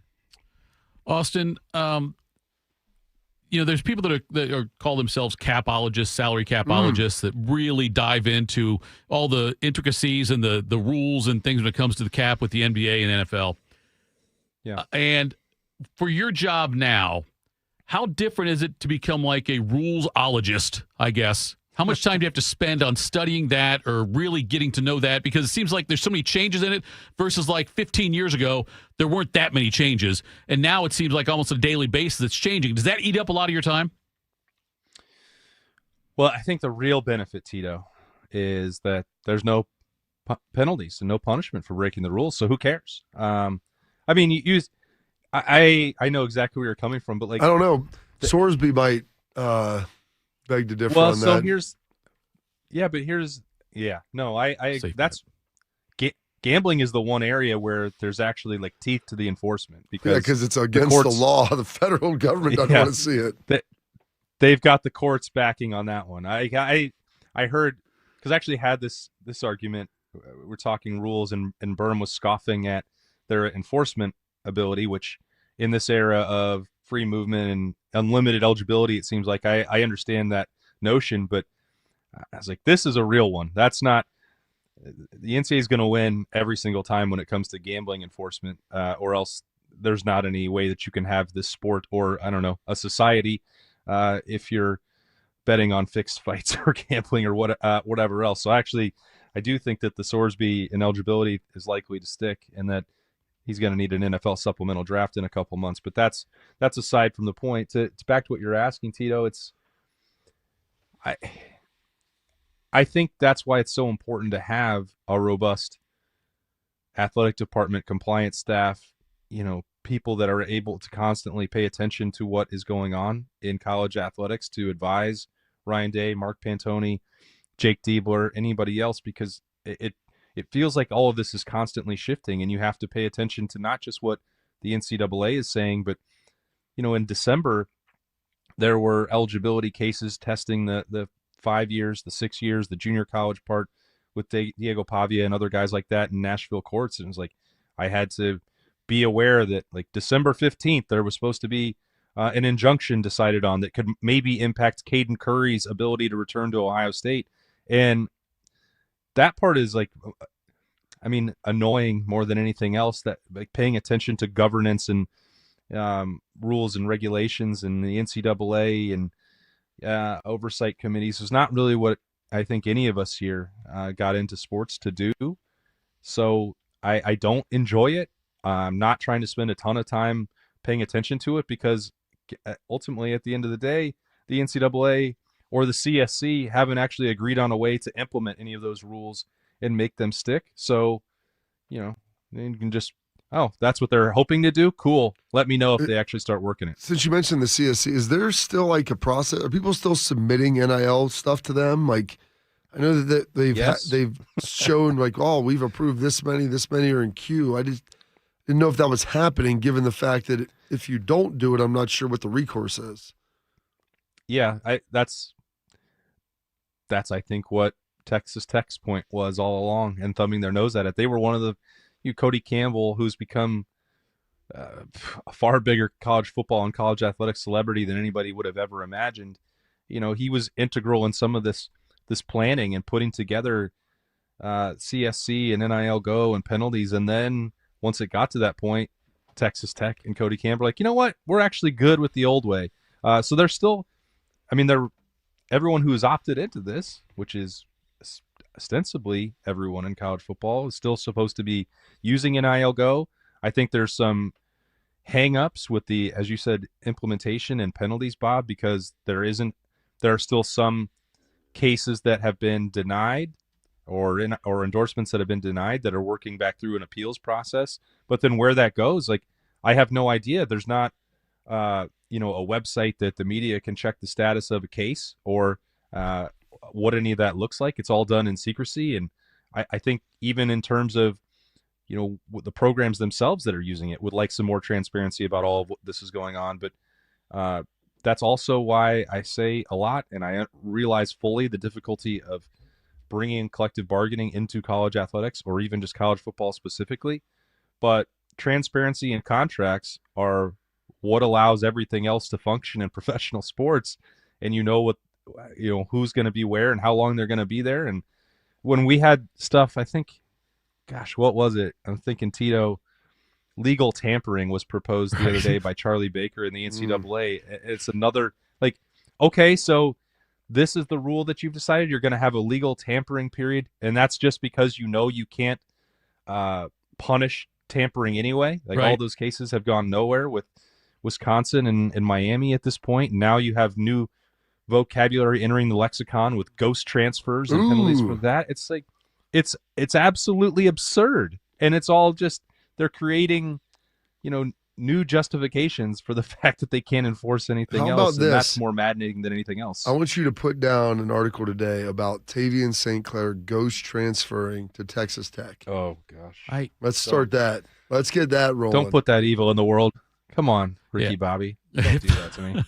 Yeah. By the way, if you get a ghost in as a transfer, I got to believe that's an illegal advantage. Also, Austin, you got the TLC thing wrong earlier. I checked with the judge. We would have accepted red light special or baby, baby, baby. Those would be the correct answer. That's okay, though. We weren't scoring it anyway, so that's all good. Appreciate the time, brother. Well, you and I are even then. Brooklyn, stand up. Whatever. Livers and steaks. All right, buddy. Or livers and breaks. I'm sorry. All right. I even botched the botch. We'll talk again next week, bud.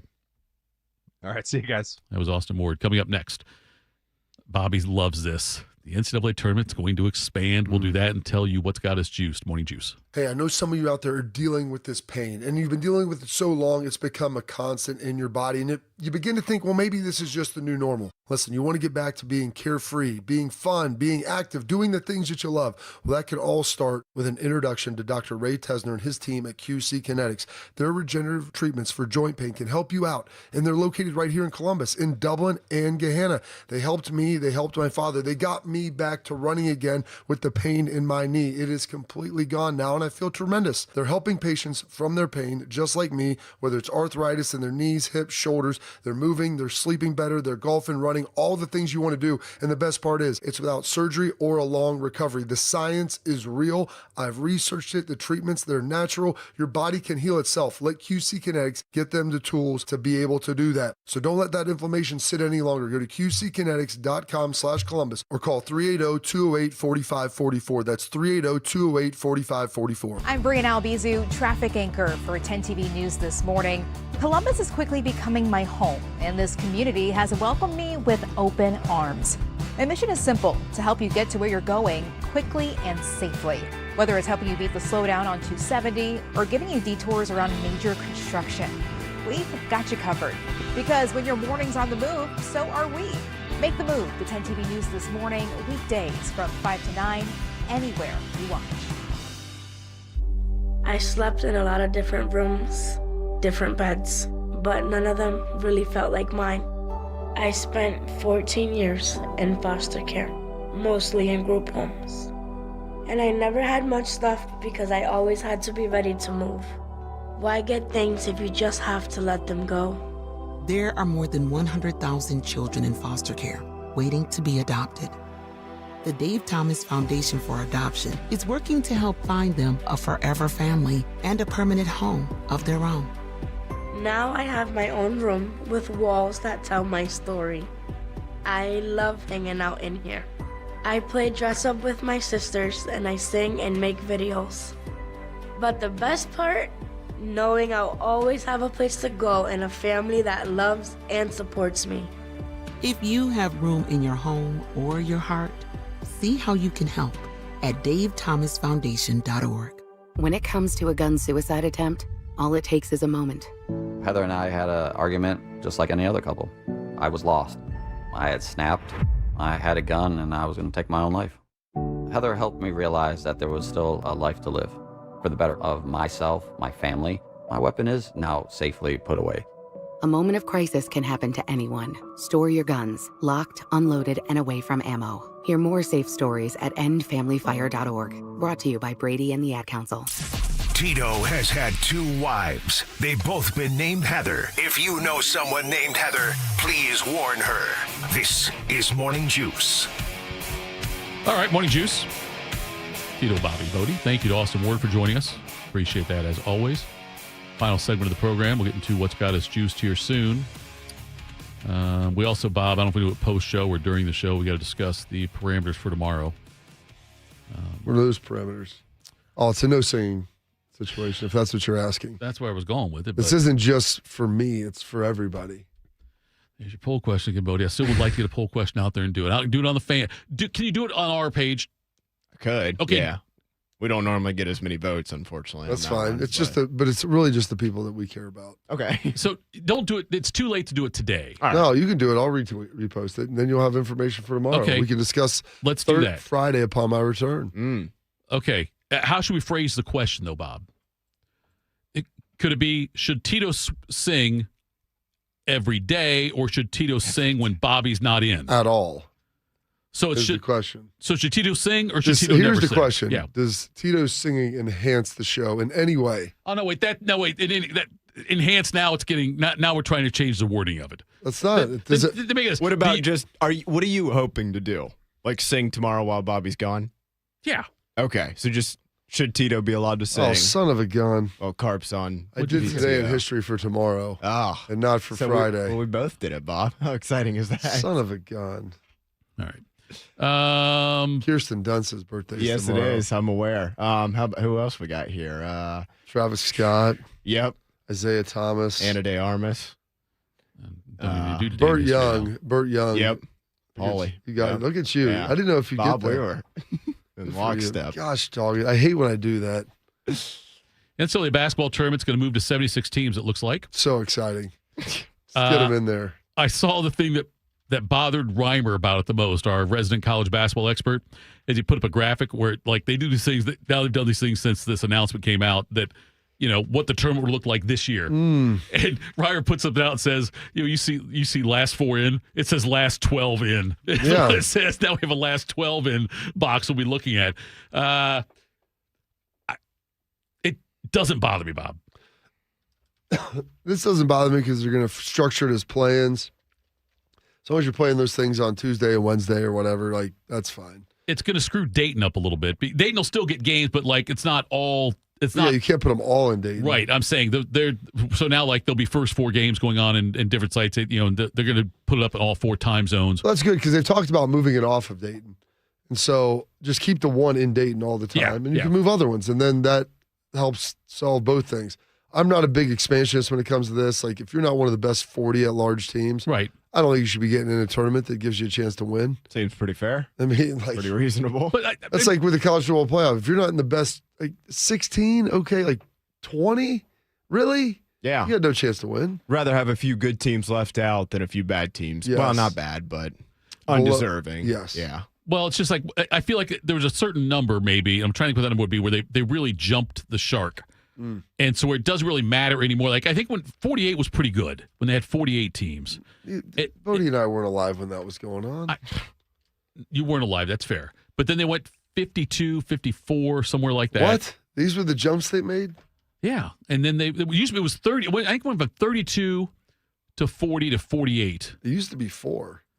Well, yeah, it used to be 4. It used to be not. Yeah. But back when none of us were alive.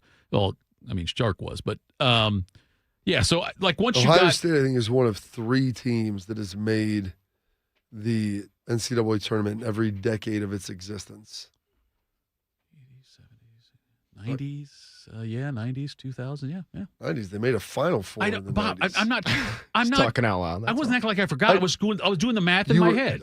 I said that as a statement of fact. It wasn't something for you to analyze. Like it's factually accurate. Bob, you had Roberta Flack and Jefferson Starship earlier today. I'm allowed to fact check Her certain and Grace things. Slick might be sisters. Sis does. They're not sisters. I'm not positive on that. I'm going to need some 23andMe. Or my wife goes 26 in me. All right, Bob, let's tell people what's got us juiced. What's got you juiced? Sponsored by Newman Roofing. For all your roofing, gutter, or siding needs, call Newman Roofing today at 614-NEW-ROOF or visit online at newmanroofing.com. Was that a sound I heard you make right there? Yeah, I just was like, because I'm like, what doesn't have me juiced is the fact that I did today in history for tomorrow. I will not be here. You did too much work. Is a tough break. Bodie and I have done this before. I just, like Ron Burgundy, I just click to the next day. And even before this, I'm like, I need to click over to May. Tomorrow. I need to click over to May because it's Friday is going to be May 1st. That'll be on my return. So I did all that. Not great, but not a big deal. Take a peek at what we got. I'm kind of Old Tim McGraw. Yeah, you can get some. Wait, is that for May or for? That would be May 1st. Yeah. Oh yeah, don't spoil it. I like to go through the exciting is the reveal, the prestige. If I knew one of his songs, I'd sing it right now, but I don't know any of his songs. No, it's the question of whether you enhance the show with your saying. And that's if we're not doing something on here, what's something you want to start, what's something you want to stop, what's something you want to continue. So let's figure out what we need to stop and what we should continue, or if there's something we need to start. So I think I preempted that where this needs to stop. The banning of my singing? Well, you need to stop the banning of my singing. We could restart it if the folks view as an enhancement to the program. If we're not enhancing it, you're getting better, you're getting worse. Thitoff. There's no staying the same. Last night, my daughter's lacrosse team, and not her team, she's only a freshman on it. They won again, beat Dublin Coppin's youth night. So there's a bunch of young girls, and it was great. And I remember being a elementary kid and thinking, the football players and basketball players at Lancaster High School might as well have been playing at Ohio State or in anywhere professionally to me, because it was such a big deal when you were like third or fourth grade seeing those guys out there and watching my daughter and some of their friends signing autographs and stuff for the little girl, I say little, third and fourth grade girls. It was really cool, very special, and it just reminded me of how big of an impact you can have as a high school athlete on just people in your community. So it was awesome to see that. They got a big win. I think they only have 2 home games left, maybe one or two. Season is flying by. They're going to Medina and Massillon Jackson on Friday and Saturday for a little doubleheader on the road. And they'll be wrapping up their season soon. They'll have playoffs coming up. So that was very exciting. Juiced up about that, juiced up to going to see my brother today up in Grand Rapids. And it's tough when, you got a couple 100 miles in between, so I don't get to see him near as much as I would like to. But excited to go up there and see him, look at some of our business stuff, get to see my sister-in-law, my niece and nephew, and get to do that and cruise along and listen to some radio and podcasts and everything else over the course of 5 hours. So got that to look forward to today. So all of that has me juiced. Bodie, what's got Schlegs juiced? I went to the Buckeye cruise. They gave me 4 bottles of bourbon. I'm like, this is awesome. So I just have a sipper and watch that. And then the next thing you know, it's 10:30. I'm like, guess what? I'm going to go to bed because I got to wake up at 4:40. I got my Caffeinated Dominate mug. I fill it up, about halfway up with ice. And I pour some bourbon to the top, and I just sip on it while I watch some baseball, and then I go to bed. A sipper. Calls it a sip. He made up this thing. And I'm might be the first time I've ever heard that. And if you asked me what that is, I would assume it was some sort of baby. Sippy cup. Infant. Yeah, exactly. All right, guys. Schlegs is like a baby, though. Yeah, true. Got a few things for you here. Super not juiced about the way the fourth quarter went last night in Boston. I really wanted them to close that game out. And now we got to go back to Philadelphia for Game 6 tomorrow night.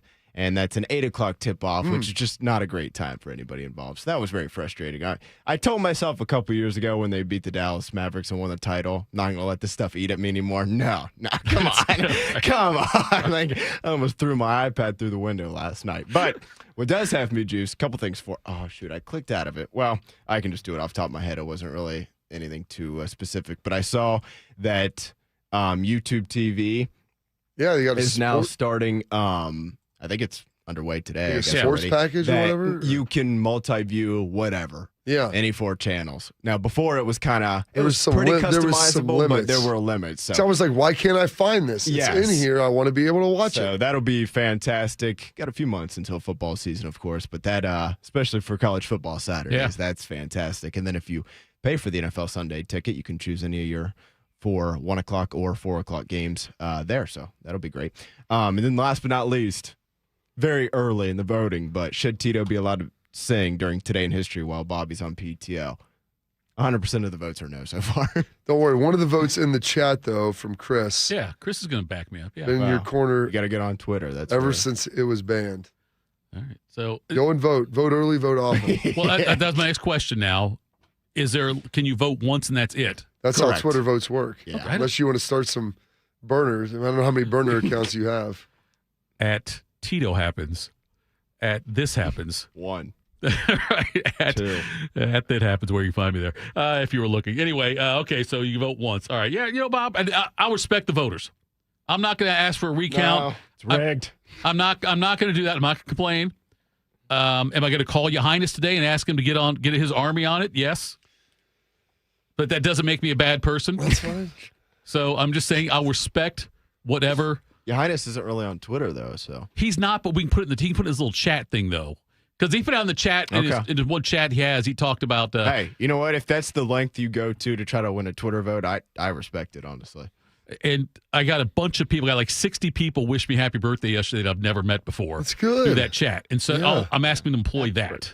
I think if the vote goes in your favor, Yeah. I think you should be able to sing one song, and that's it. So Like, you can choose the first song. I'm not but going to then do a if full song. I just get one snippet of a song that we correct. play. And if we play 4 songs, and maybe the He third one doesn't, ends he up doesn't being know your what's coming. Exactly. So That's have you ever seen how they do the blind rankings where they're like, hey, rank these 5 players. Yeah. And then they feed them to them, so you have no idea who else is in there. So Yeah. you're trying to think who else would be on that list. Exactly. That might be you. Okay, so Bob, then It's like Price is Right. Do you want to bid now or you wait for the next showcase? then before this vote is even finalized, It's assuming you win. which is No, the I'm saying assumption. before. You Let's have to say win we the can vote. take it down right now. Let's I have a compromise that I get to sing one time. No.